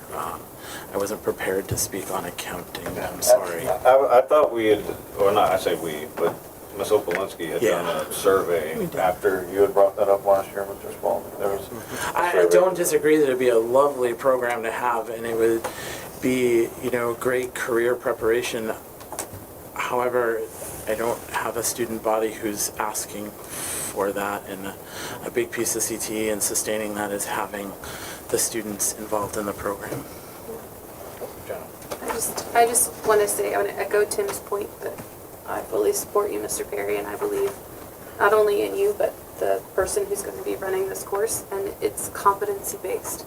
And I have full faith in our educators. So I would make a motion that we make these make these changes to the, what are we on? To the program of studies. Thank you. Second. Any discussion? Any more discussion? I'll just add in there that this is some globalist language. I will, So, I mean, with that, I'm just saying that from a perspective of somebody that, when I see that, it disenfranchises me individually, because I get it, you're coming from somewhere else, but, and the teacher, and that's where it comes into what you said, so the teacher's gotta be able to incorporate them. They incorporate into our culture. We don't change the whole classroom up for one, like, that's what we're teaching people then. We're not teaching them to be proud to be an American. And that's what my point is. okay, and I If can it's assure you anywhere that's not our not clear intent. that that's all I'm talking about is, I don't think that we need to teach people to acquiesce to other cultures coming into us. If I go to their culture, I'm gonna change for them. That's how it's operated. When I went to war, I was taught how to interact with Iraqi customs and procedures. I didn't go and expect them to do whatever I wanted, even though we were invading their country. You see what I'm saying? I hope that none of our students have to invade countries. I'm not demeaning that at all. No. But I think it's exactly what you're saying.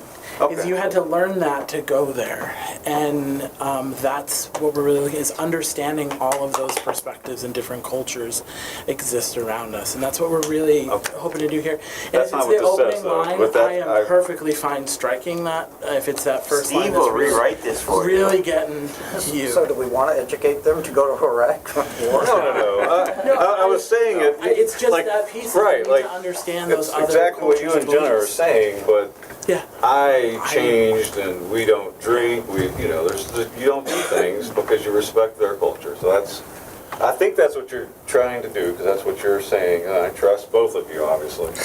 It's just, Steve, is it the first I got triggered. sentence? It was just, I turned into a millennial for a minute when I read it. But no, is it the first sentence? Because we can strike that, because that's just an introductory piece. Is that really the? It's not coming into the second half, so why don't you let them rework it and bring it back? Because it's not coming to the second half of the school year. All in favor? Aye. Opposed? Abstained? I'm going to oppose it for lack of information and convincing me that it's the right thing to do. So, see, policy. And it works, doesn't it? Yeah, so far. I just want to be clear, before we add it, you want a rewrite? Or is it okay to add and come back with the unit outlines? And I was making sure I understand. I'd vote differently if we tabled this and came back and got a more in-depth presentation of what it would be. Accounting I can understand, automotive I can understand, agricultural I can understand. This I got some questions. Well, I think I understand this. This is to teach the young kids who are going to encounter people moving here, and they're not going to be strong English speakers. They're going to have different cultural norms, and I'm assuming, like, they're going to have to, they'll be nice, right? You got to incorporate them in, but eventually the goal is that the kids will soon normalize into Americans or whatever. It's recognizing This what is traditions. implying that they're not It's recognizing what citizens. traditions or what backgrounds. And that's not to say of they the can't students keep may their have own, effect but I'm on their saying, classroom. I'll just stop talking. I want to end up, yes. So one of the things I want to say, when I first started teaching many years ago, I had a student that came that was in my classroom from another country. All right, I think it was Japan. It was either Japan or China. I can't remember now which one. It's been so long. When as Americans, we always say to kids, "Look at me when I'm speaking to you." Correct? Yep. In his culture, if he looked at me, it meant he was being rude and disrespectful to me. So I had to learn that his way of communication with me was different from others.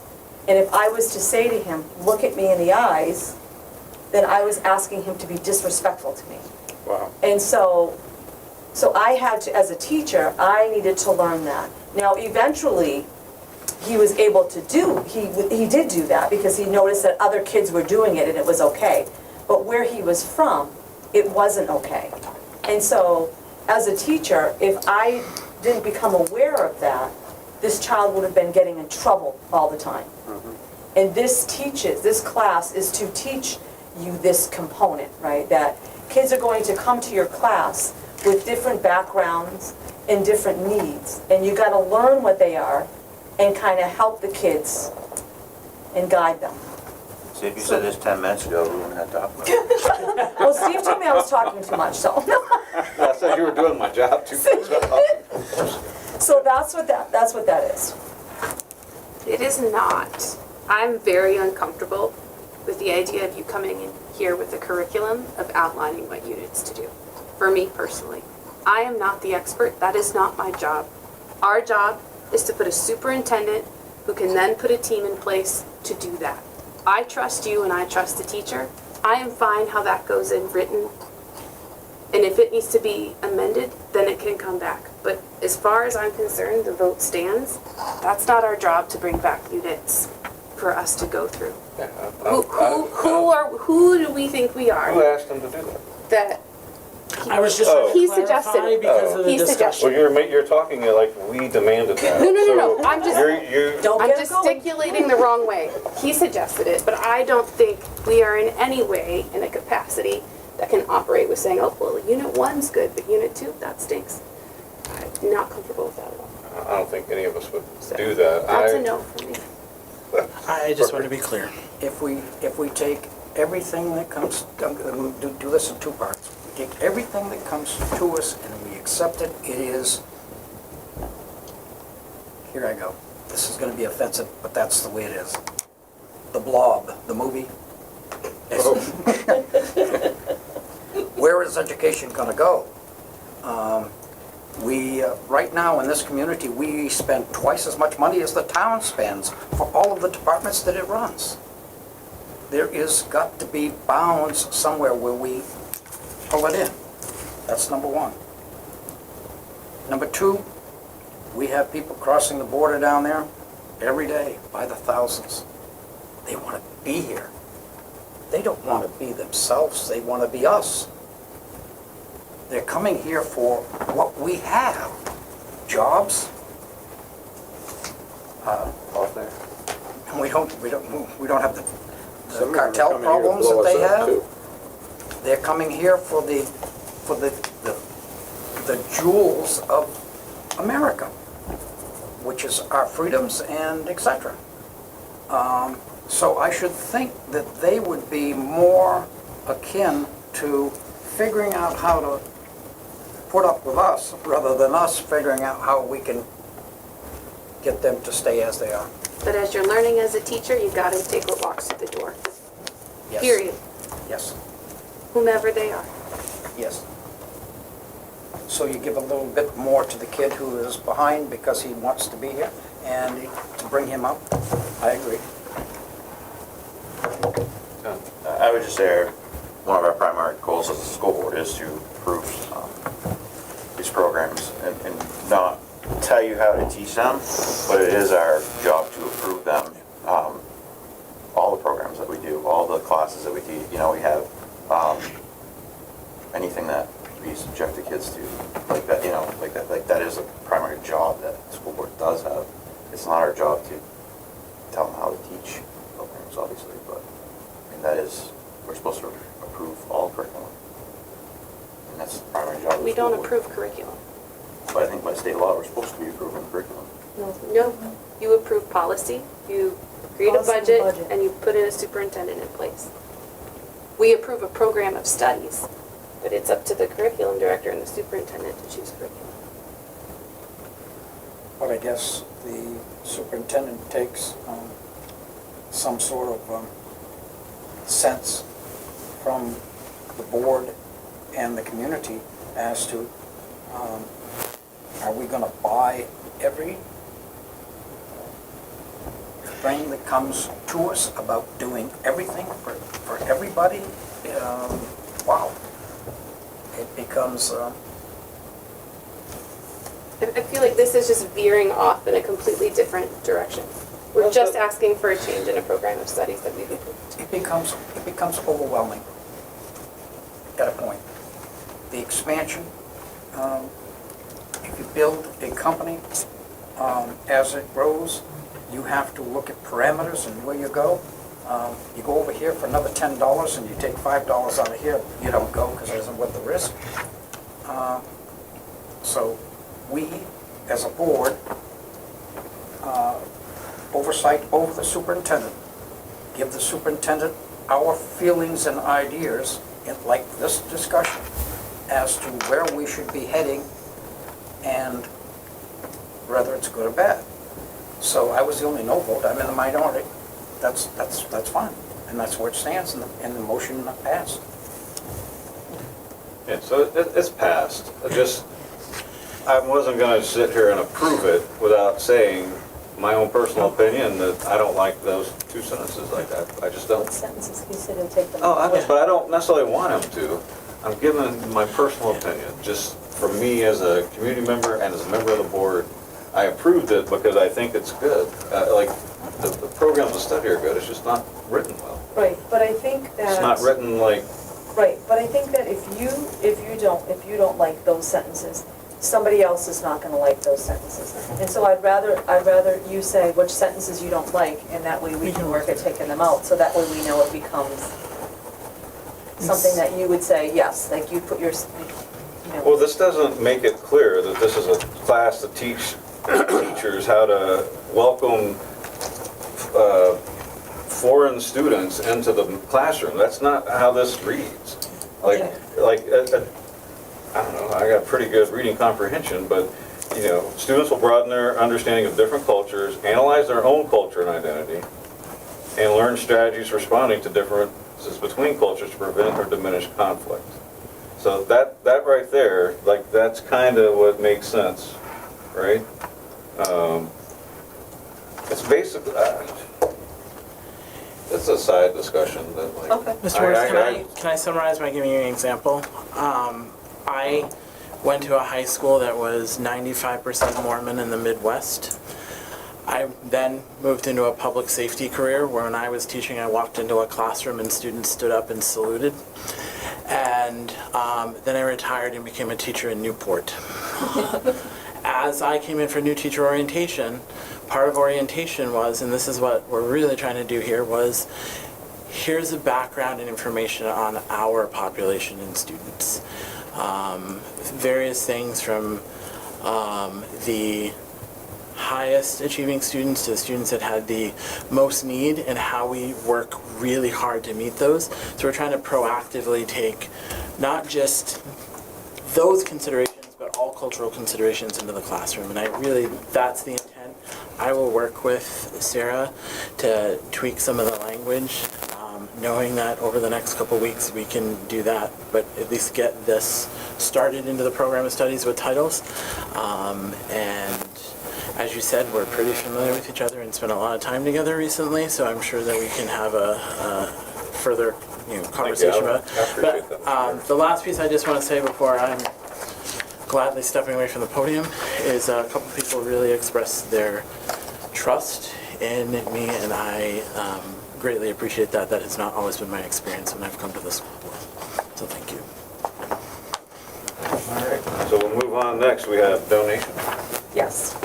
So I have a couple of things. So the first thing is, I have a donation from the parents, Katie Janicki, okay, sorry about that, Katie. And the parents of class of 2025. They actually raised $2,000 to put, let me read it. I'm going to read the whole thing to you. She's writing on behalf of the students and parents to request permission for a large donation to the class of 2025 in the amount of $2,400. So this is going to go specifically to the class of 2025, and it's $2,400. So at the beginning of February, they had $1,974 in their account so far and had only raised $250 for the first half of the year.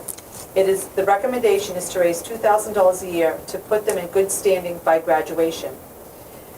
This is why they came up with a cash calendar fundraiser idea. The money was the money was raised by parent organization funds and not school-owned due to not having good luck with them in the past for the school.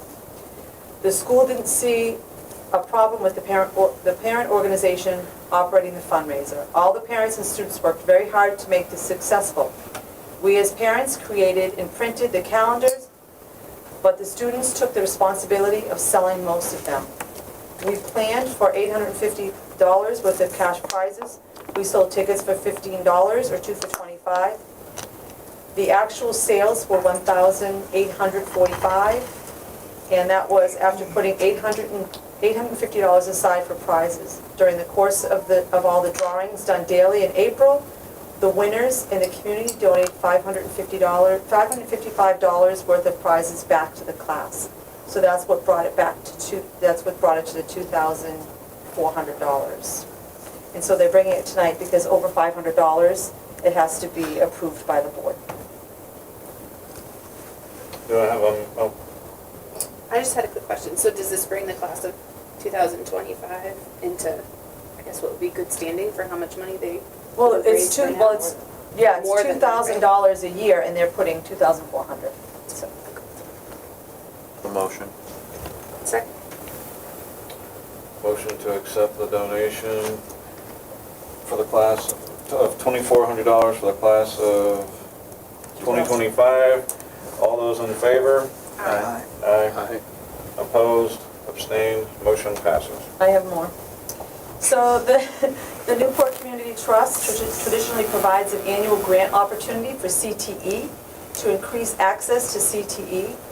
The grant is $2,000. We greatly appreciate the Newport Community Trust support of CTE. We are also appreciative of Allison Browning, the Newport Economical Development Coordinator, for coordinating the logistics of the grant process. Our engineer program has recently made significant strides in recruitment and engaging students. Engineering has made a few budgetary or Perkins requests in recent years, and I've asked Mr. Scott what could enhance his program and the students' access to engineering. He submitted a 3D printer and accompanied by supplies and equipment. The Newport Community Trust has endorsed the purchase plan, and today they received a check of $2,000. So we're looking for the board to accept a $2,000 donation from the Newport Community Trust to go to the CTE program. Motion to accept. Second. All those in favor of accepting the Newport Trust donation of $2,000 to the CTE program? Aye. Aye. Abstain? No? I'm an aye. Motion passes unanimously. All right, and now I just gotta find my piece of paper because I have them all. All right, there's a couple of things that I want to ask the board about. So the policy that we have currently states that anything under $500, it can be approved by the superintendent. Anything over $500 comes before the board, and anything over a certain amount has to be a public meeting. We have two things that I'm asking tonight. We have the CTE renovations, and we have a lot of donations that are coming in through that. So I'm asking the board if they could waive that policy for the CTE renovations, so that way we can start accepting that money. And then what we will do is Mr. Perry and I will pull together a list of, once we have that, to bring to the board, so that way you can support all of them at one time, because we would be having public meetings almost all the time with the donations that are starting to come in. And I also want to ask the same thing for fundraising. So when someone does a fundraiser, the same thing, right? So if someone does a fundraiser, say for instance, the music department does a fundraiser, every time, it's little donations that are coming in, but then it comes up to $700, right? That is something that the board, that I should be bringing to the board. So I'm asking for that not to be, to consider that not being part of that policy, where it's not one big donation, it's a bunch of little donations. So if it's a good idea, why aren't we changing the policy itself? I think Well, we should change policy. Well, you're correct, but that has to go before policy, and that could take months to do that. And so I'm asking for a A waiver at this point? Yes, so I'm asking for a waiver for the CTE renovations as well as a way for us. So I make the motion. What's the second part? The second one was fundraising. I don't really feel that fundraising would fit into that category because it's little donations versus, you know, someone coming in and, I mean, if somebody came in and donated like $500, right? That's different than somebody having a car wash and somebody putting 20 bucks in and 30 bucks in. It eventually adds up to over the $500. But that little fundraising, are you talking about like a class fundraiser? Yes, like all the class fundraising that is being done, if the elementary school, right, if they do, I'm just gonna say candy bars, I know we can't sell candy bars, but they decide that they're gonna sell candy bars and they sell $2,000 worth of candy bars, does that have to come to the board? I wouldn't think so. I would like that to go to the policy committee. Okay. But I'm willing to make the motion. Let's do the waivers Right. now I because agree. the CTE is now. Yes. Yeah. So I make a motion on both of those waivers, and I would just say that maybe for like the policy committee, like the fundraiser thing, maybe we change the amount to like $5,000, if that seems reasonable. Because it seems crazy, like would we really as a board be like, sorry, good job, you donated that money, but we're not gonna accept it, but like, it's ridiculous. I would say any Yeah. any fundraiser that's going towards a class. So, yeah, just change the policy completely, but my motion's for the waivers that you need, obviously, for Second. now. My only concern is that the chunk of funds isn't coming from the same individual or company. As long as it's spread out over a population, I don't have any problem with it at all. Now, you mean, Daryl, if Jenna decided to give $5,000 to something she thought was That's different. That's not a fundraiser. That's not really what I was saying, yeah. okay, well, but okay, so I'm going around raising funds and you decide to give me the $5,000 for it, that happens to. I don't know why we would not want gifts of money. It's not that we don't want it, but we want to make sure there's no Attachment. conflicts coming into it. We don't want to get into a Joe Biden situation. We're just on fire in here From tonight. China.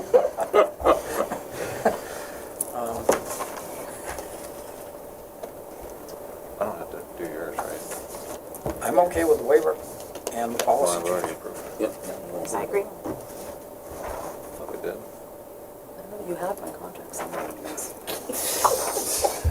All in favor? Aye. Opposed? Nay. The motion passes for exception for the CTE. Yeah, CTE and fundraiser, waiver. Yes, ma'am.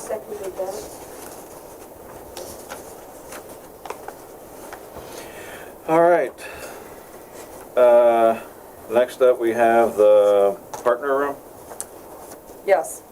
And so I wanted to bring to your attention, sorry, I have to grab my stuff, that the partner room is due to, as we had talked about, that the partner room has to be moved and renovations need to take place.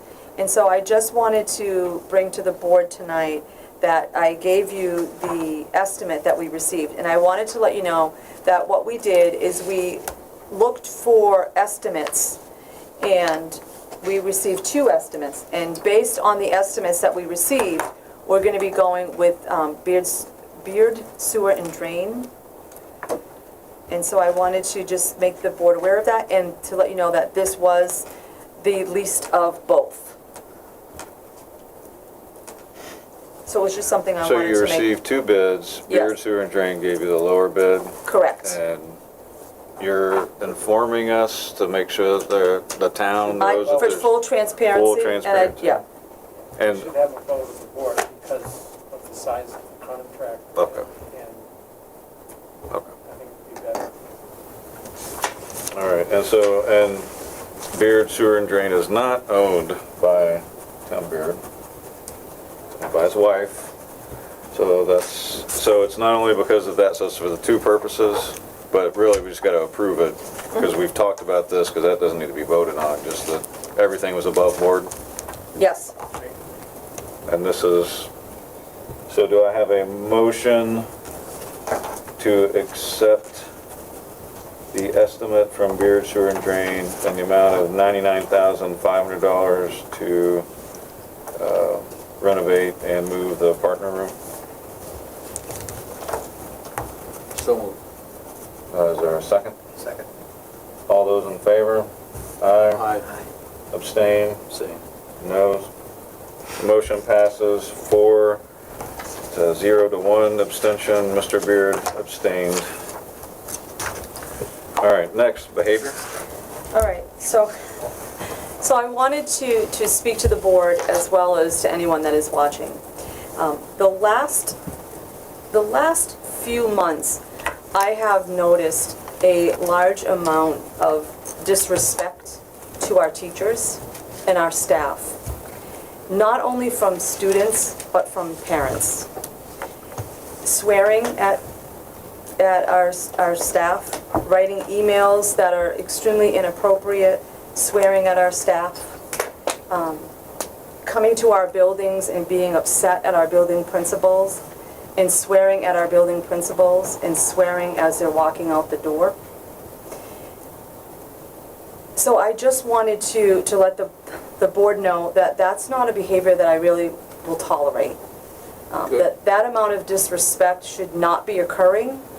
Our teachers and our staff go through, and building principals go through enough on a daily basis, and they should not have to put up with when a child does something inappropriately and they give a consequence that they get sworn at by a parent because of that. And it's just, it really cannot be tolerated. The second piece that I wanted to talk to the board about tonight is that our middle school kids are taking a trip, and I have, well, I should say, my staff has been receiving some slack. My 8th grade teachers and building principal have been receiving some slack, and the slack is because I have said that any child that has certain discipline issues will not be going on this field trip, because if I cannot trust a student in the building, I am not going to put them on a bus and bring them to Canopy Lake Park, where these behaviors could either be worse or they could get in trouble there, and they don't have the support system.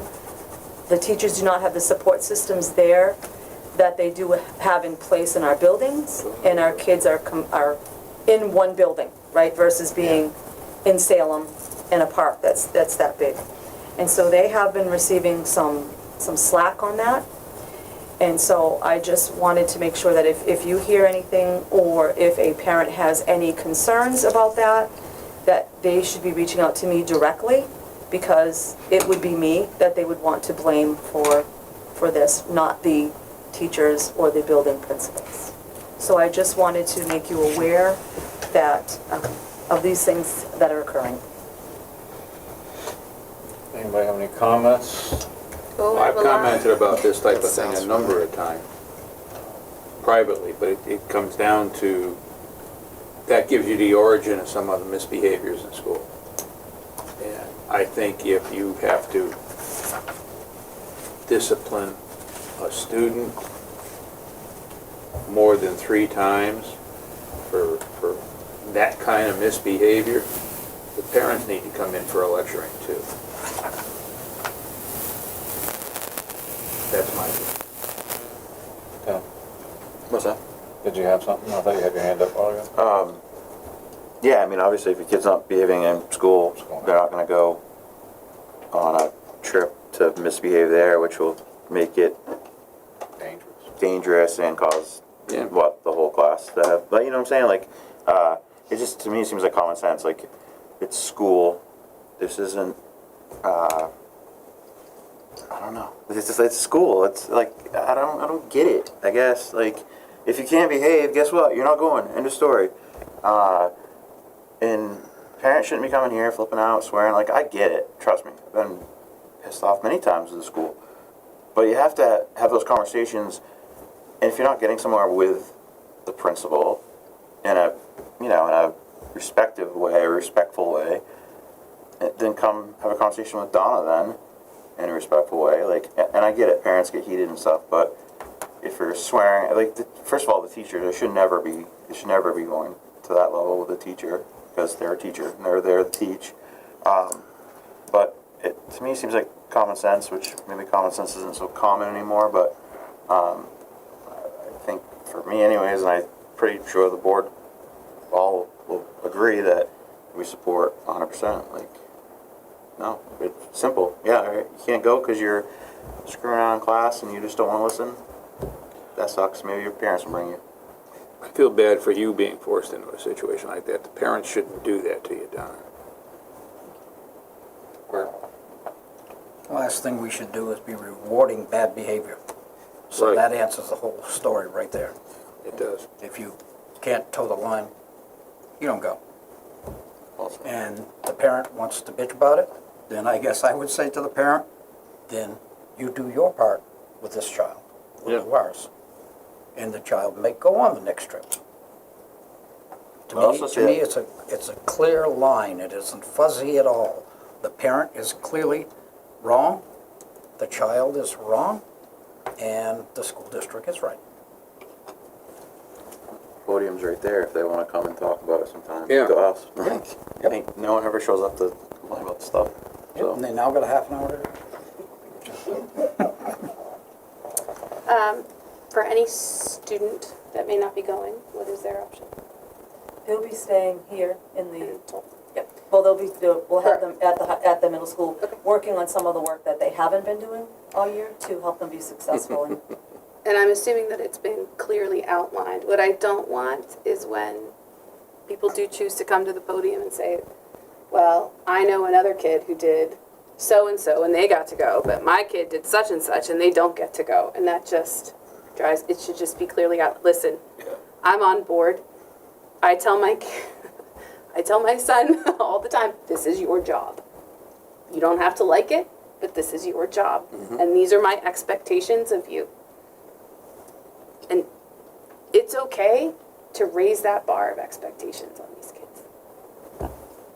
Because they're going to be raised real quick when they graduate. Yep.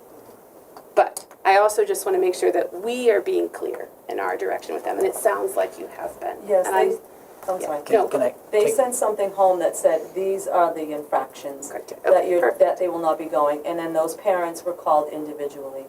And so the biggest thing was, one of the parents said was, well, you didn't let the kids know in advance that if they misbehaved, they weren't gonna go. And so my response to that is, I shouldn't have to tell a child that you can't vape in the bathroom with marijuana. Sorry, no, we did. Right? And they signed a handbook at the beginning of the year. We That's right. absolutely informed them of what their expectations were at the beginning of the year. Period. I was about to say that. between her and I, Steve, you just can't talk. Oh, you guys, I'm glad you guys are fired up, because I already... There's cold pizza over there that I'm waiting for non-public. When I was running the school bus, It's been killing me because It smells delicious. I know I've been... Shannon, when I was running the school buses, I had that type of discussion with a number of the parents. And they said, well, we can't find the guidebook. I said, call the SAU or Get call your the copy. superintendent of schools. It's online. You can bring it up and you can get it. I said, but you're not being able to find the student handbook is not my problem, and you're not going to introduce it as a problem on my bus. Correct. I agree. And Thank you, I appreciate that. that's where that one ended. Are you looking for a vote of any kind, or more? No, it was more of informational, I just wanted to let you know, because I'm sure that as we get closer, I think more things are gonna come your way. Didn't we vote on this one? Do we need hard hats? You were just gonna- Or do Yes, just public announcement, yeah. I would vote on it, yeah. like, no, take a vote again on this one? No, I would, just so it's done publicly. Bottom line is she shouldn't have to deal with it. All right, moving on, next we have new hires. First up, Superintendent Donna Goon. Did I read all this off? Oh, we already approved it. I would give some back discussion on this. Can I turn it over to you just for a second while, Yeah. because, It sounds smarter. yeah, I use the word back discussion, so. I got it. Okay, it's up to you. Wow. want to. I'm happy to do it if you want me to.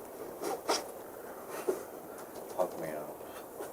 No, so, over the last couple months, we've been in negotiations with Ms. Magoon.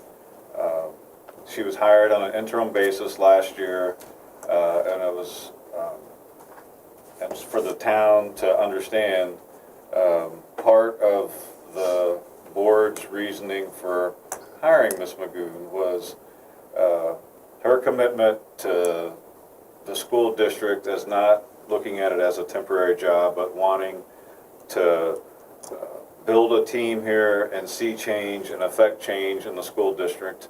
And so that was one of the main reasons, aside from her qualifications and everything else, but that was one of the deciding factors, you know, with all the great candidates we had. And so with that, she hit the ground running. She's been very involved with the community. We kind of went over some of the things with Croydon tonight about the different committees, the different after-hours programs for the parents that are getting up started. And I understand that it's principal and it's more than everything else, but as a superintendent, you get credit for all the good and the bad. And so the board felt, and you know, when we were in non-public, we had these discussions, that she has earned a shot, that she has made positive impacts.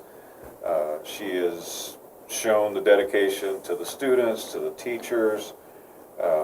That's not to say that we haven't had some conversations about, you know, Donna can be very blunt, and she replaced somebody who was very laissez-faire in the way that I perceived him, and so you change personalities, and it's a change because there was a large turnover last year because of the loyalty to the previous superintendent, amongst other things.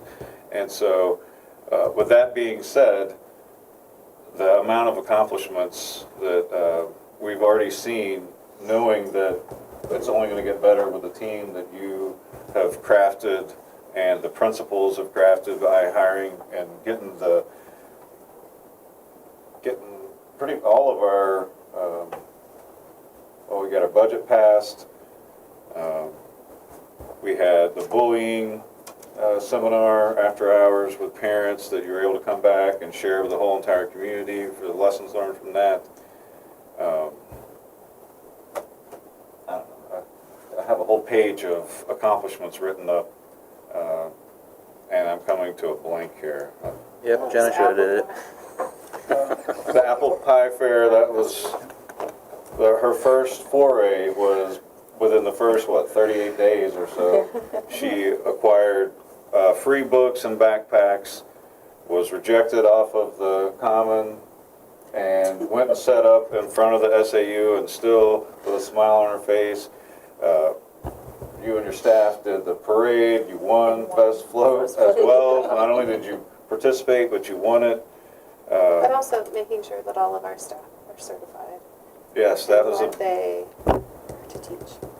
That was a big thing that I know is not easy as you look to see why, because your goal, one of your main goals is to improve our proficiencies across the board, and taking and looking at all the teachers' credentials and going over those, and from my perspective at least, I feel like the feedback that I've gotten, not only from you but from other teachers, is that you help them get the credentialing. You weren't like, oh, you're done. It was, if you don't get these credentialing, then you can't do this. And I think on the most part, you've gotten everybody. As of yesterday, everyone that we have is now credentialed in the area they do. And so that will only help us ensure our students are being taught. Bert, you had your hand up. I'd add one more thing to that. She's put up with me. Say no more. Yes, John. I want to say one other piece of this that hasn't been brought up, and this is not in any way counter to, I support Donna, and I absolutely support everything that she's done. But I'm saying this because several people asked and approached me about having a hiring committee and being on a superintendent search committee. And given the conversations that were had in non-public, we are not always allowed to freely speak as we would. I am happy to say that I felt that, not that Donna didn't deserve to have that, but I would have liked to have seen input from others. But that's not the way the board decided to go, and that's absolutely okay. I support this contract. I support Donna, but I need people to know that it wasn't just the board behind closed doors, because what this community is used to is having a large superintendent search committee. So I just wanted everyone to know that it was a discussion, it was had. This is the way the board chose to move forward, because it is the responsibility of a board to choose a superintendent. I have been impressed with what Donna has been able to accomplish since July, and one of the biggest things for me that I think Donna will bring moving forward is stability. The thought of having to have another superintendent after an interim is daunting, especially with all of the things we have going on, the CTE, working to improve our bus barn situation. Newport needs stability. And while change feels really hard sometimes, and I know that change was hard last summer. If any of you had told me that I would have been sitting here in November, much less run for another year, I would have said no way. Change is hard, but Newport needs stability. And so that's why I support that, and I support you. Thank you. I guess I want to add to that. First, I'll jump in with, I have a real problem with having a committee hire a person that we are going to be responsible for. So if in fact we as a board are responsible for the superintendent, we hire the superintendent. Not based on what a committee did and with other motivations other than management of the district. So I was a strong opponent to the selection committee and would continue to do that as long as I sit here. The head person gets brought in by the board, not a committee. And I felt strongly that way. And there were so many things that changed. We went from an administration that was not doing their job to getting the job done. Batting balls out of the park one right after another. I am not an easy person to please. I have expectations of people doing their job, period. And if somebody isn't doing their job, I have no problem frying them. If they gotta go. It's that simple. And we're talking about the education of all of the kids that come through here in every grade over every year. That's our responsibility. And by having a system that was, so what? And things didn't get done,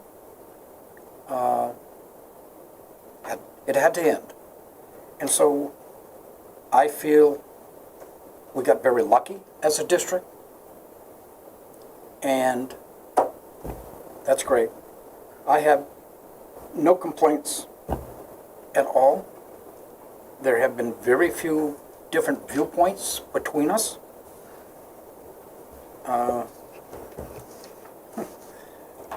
I'm super pleased. We got awful lucky, or awful's not a good word to use, lucky, is it? No. It would be We got very lucky. really Extremely pleased. lucky. There we go, how about that?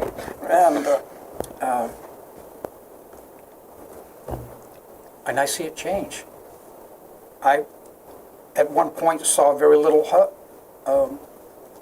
hope of getting off of the bottom at 211. Now, I see it possible. So, if anybody here thinks that they could have picked a better person, that person will have to wait for 20 years when she retires from here.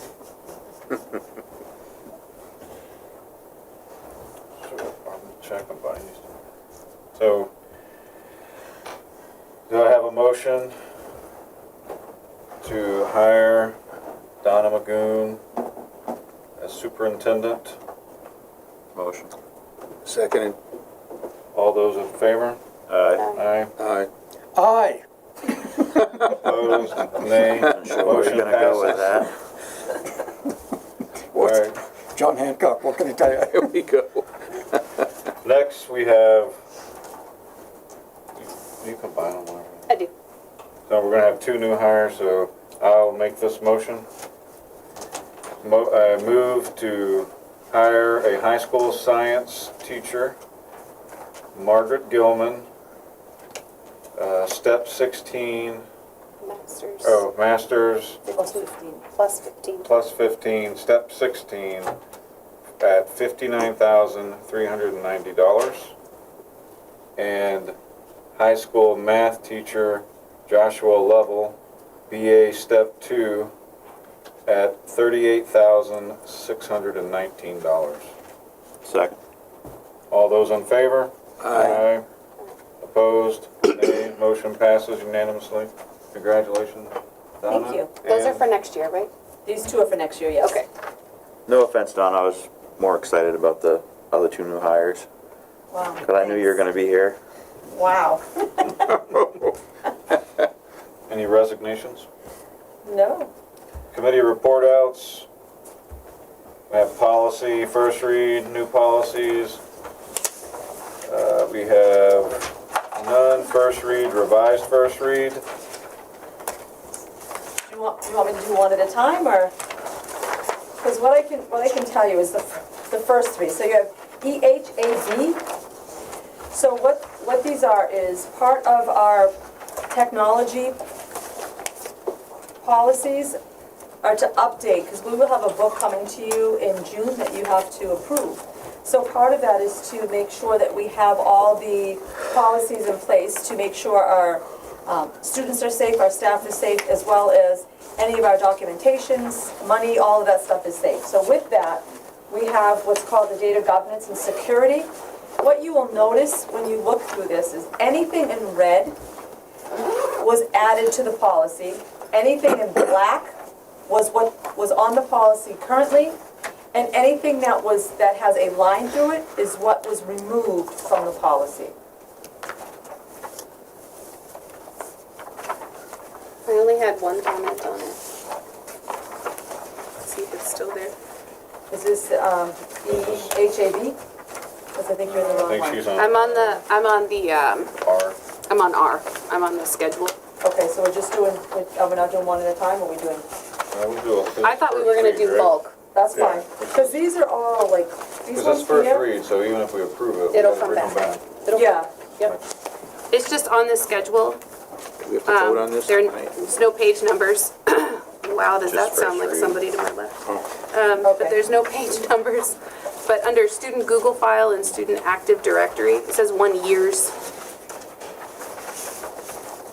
So 1 year. Oh, yeah. What's wrong Okay, with that? is there any chance that we could do one of those and skip the rest of them?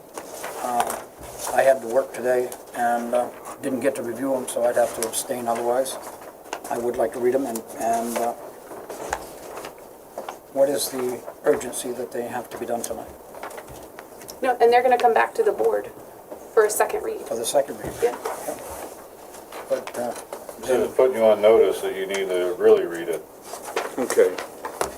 So we're not voting on these tonight then? So we're voting on First them to read. move forward so that now we'll start making changes. The board will, so the policy committee, these are the recommended changes that they made. So we'll vote to accept those, not necessarily as accepted changes, but we'll accept them. And then now it's our chance to go through and mark it up. Okay.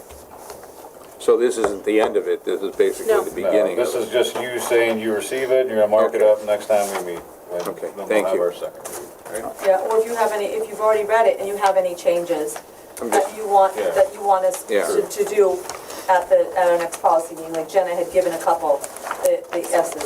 we're doing EHB. Thank you. Is that correct? We're doing all 3. EHAB, EHB, EHB-R, JFAB. Just that one page, right, Jenna, the years. Right, so I will move that we approve the first read, EHAB, Data Governance and Security, EHB, Data Records Retention and Destruction, EHBR, Local Record Retention Schedule, and JFAB, Admission of Tuition and Non-Resident Students. Second. Second. Okay.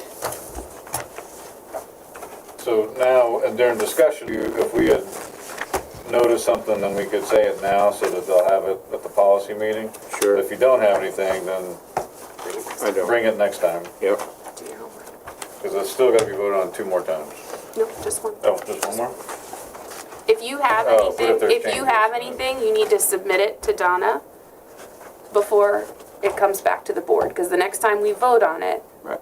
Makes it. it's Yeah. done. Which will be at our next meeting, So before June. because we have a policy meeting at the end. We have a policy meeting before our next meeting. We should. All those in favor? Aye. Aye. Opposed? Abstained? Motion? Abstain. Oh, Bert abstained, we have 1 abstention. Mr. Spalding abstained. Okay, next you have input on policies. And that was just to hand this out, so if anybody wants to make recommendations, they'll have what, I'll just turn it over to you, Don. Okay, what Because you you have got? a letter right on here. So policy E, you see the one that, you'll have 2 policies that have the same number. One says BEDH, and it's all black, and the other one says BEDH, and is red on it. Yep. All right, so when we met with the policy committee, we decided to not talk about this one, but bring it to the board for board feedback, because it has to do with public comment and participation at a board meeting.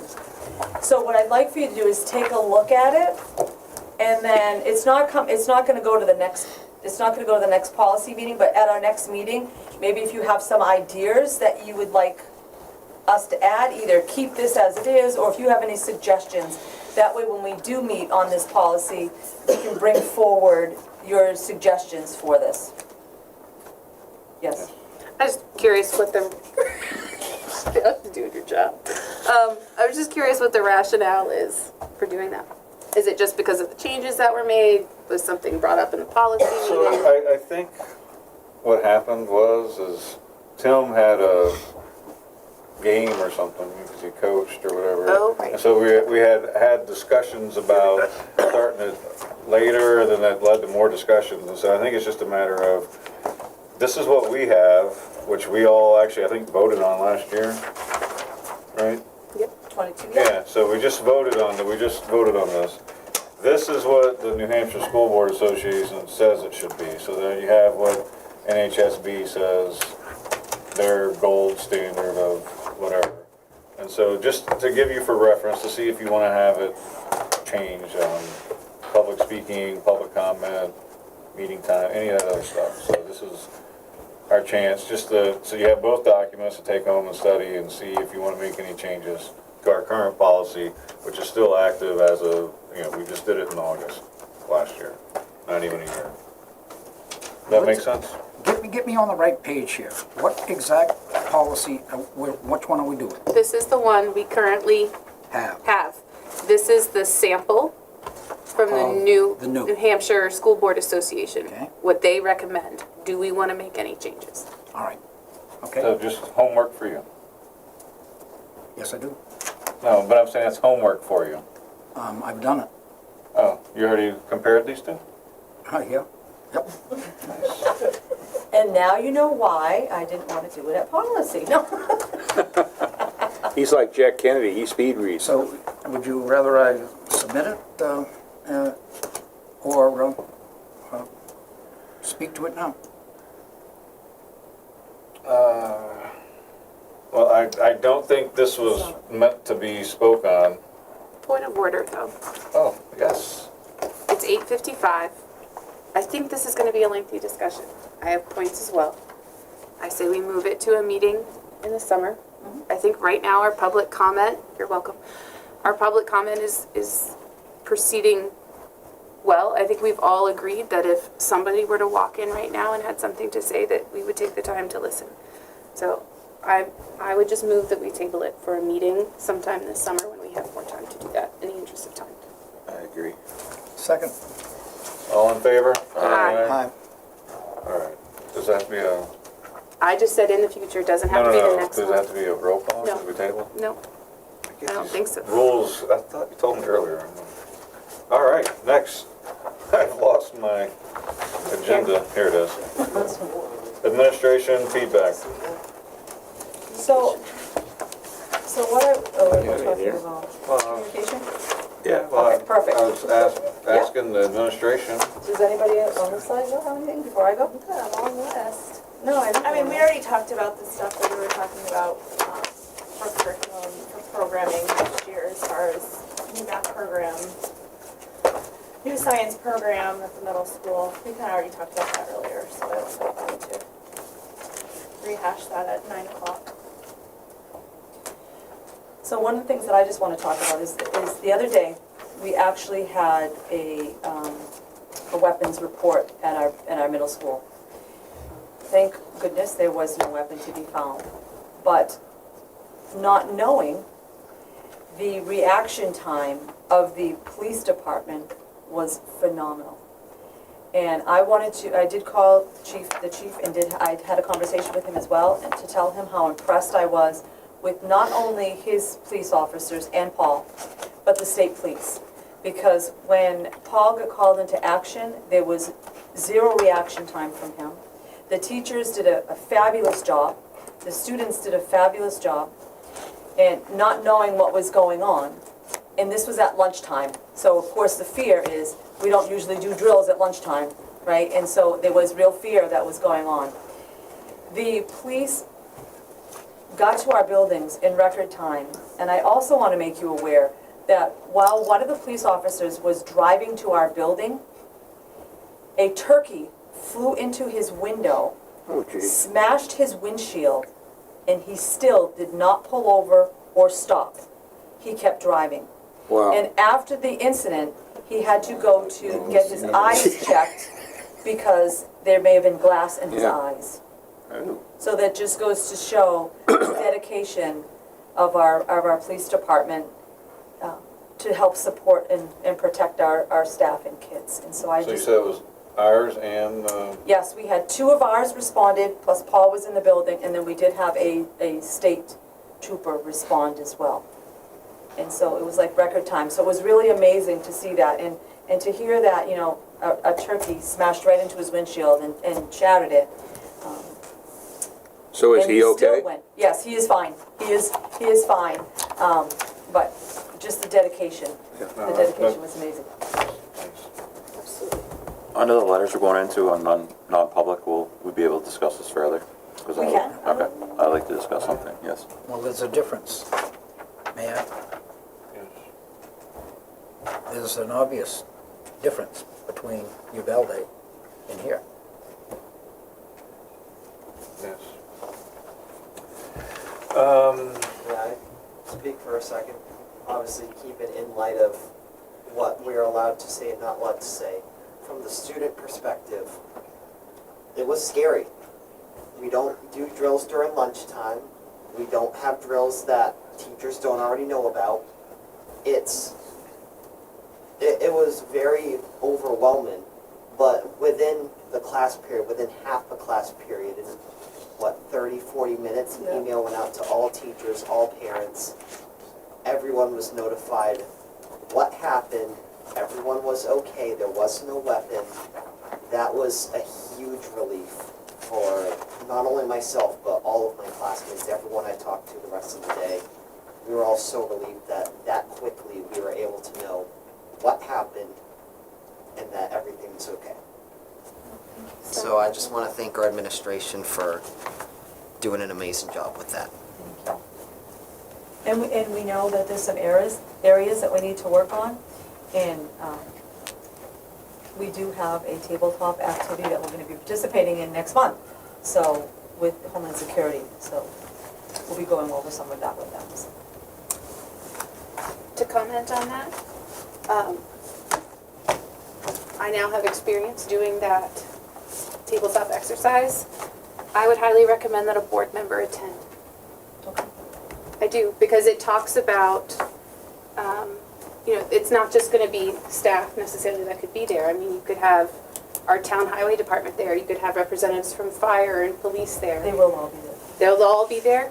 I think it would be good for one or two of us to go as well, because heaven forbid anything like that happen.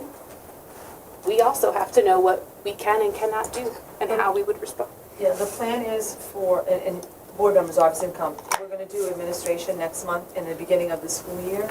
We're gonna do one with staff, right? And then we're gonna be looking at how do we do this with students as well. So Anything else? that's it for me. Anything from board members? Tim? I'll just thank our bus drivers and teachers, as we always do. Thank you to Newport Ambulance on something I needed, school-related. They showed up super fast and they were amazing. So kudos to all our emergency services in town. We're very blessed to have them. And Newport softball varsity is 15 and 0 at this point, with one more game and then playoffs. So good stuff. Nice. Mr. Spalding? Kirk? All set. Things are going quite well. First and foremost, thank you to Ms. Emery for bringing us dinner. I know. That is, Yes, please, thank her. I have lots to repay her for today. yes, you do. Yes, you do.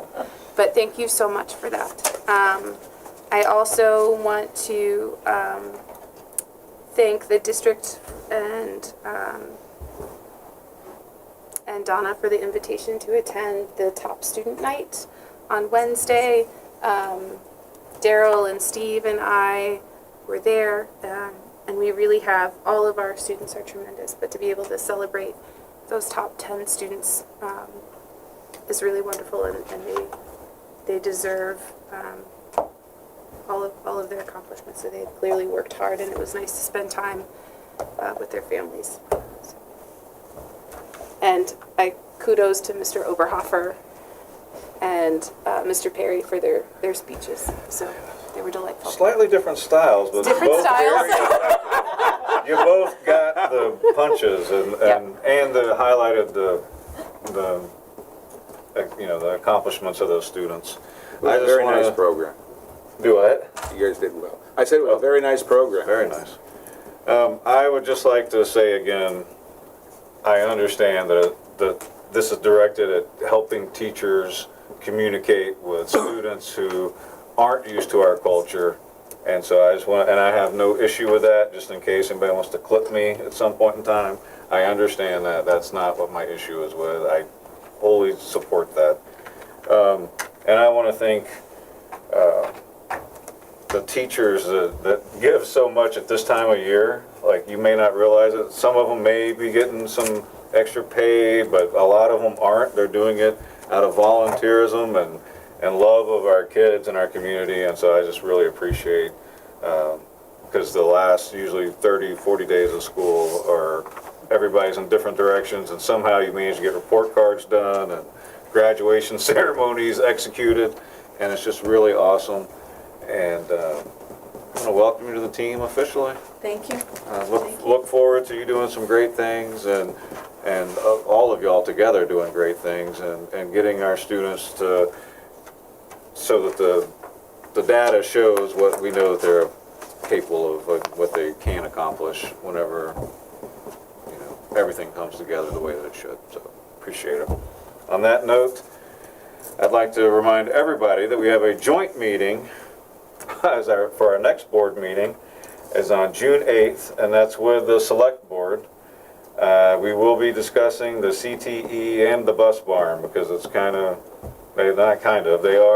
we're relying on the town for some things with both, and so it'll be an open discussion. So encourage anyone that has questions to come on out and sit and listen and give us some feedback.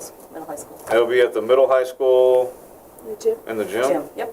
Just because, assume that more than 12 people might show up. I mean, there's only like 12 chairs out there, maybe. Exactly. I had more in backup. So at that note, at 9:05 PM, we will adjourn the public and enter into non-public under 91-A:3, Roman numeral 2, open parentheses, lowercase a, close parentheses, and open parentheses, lowercase d, close parentheses. Second. All in favor? There's a roll call vote? Sorry, I... Roll call. Darrell Jones, yes. Tim Beard, aye. Rich Spalding Senior, yes. Jenna Darling, aye. Steve Morris, aye. The motion passes. Thank you, everybody.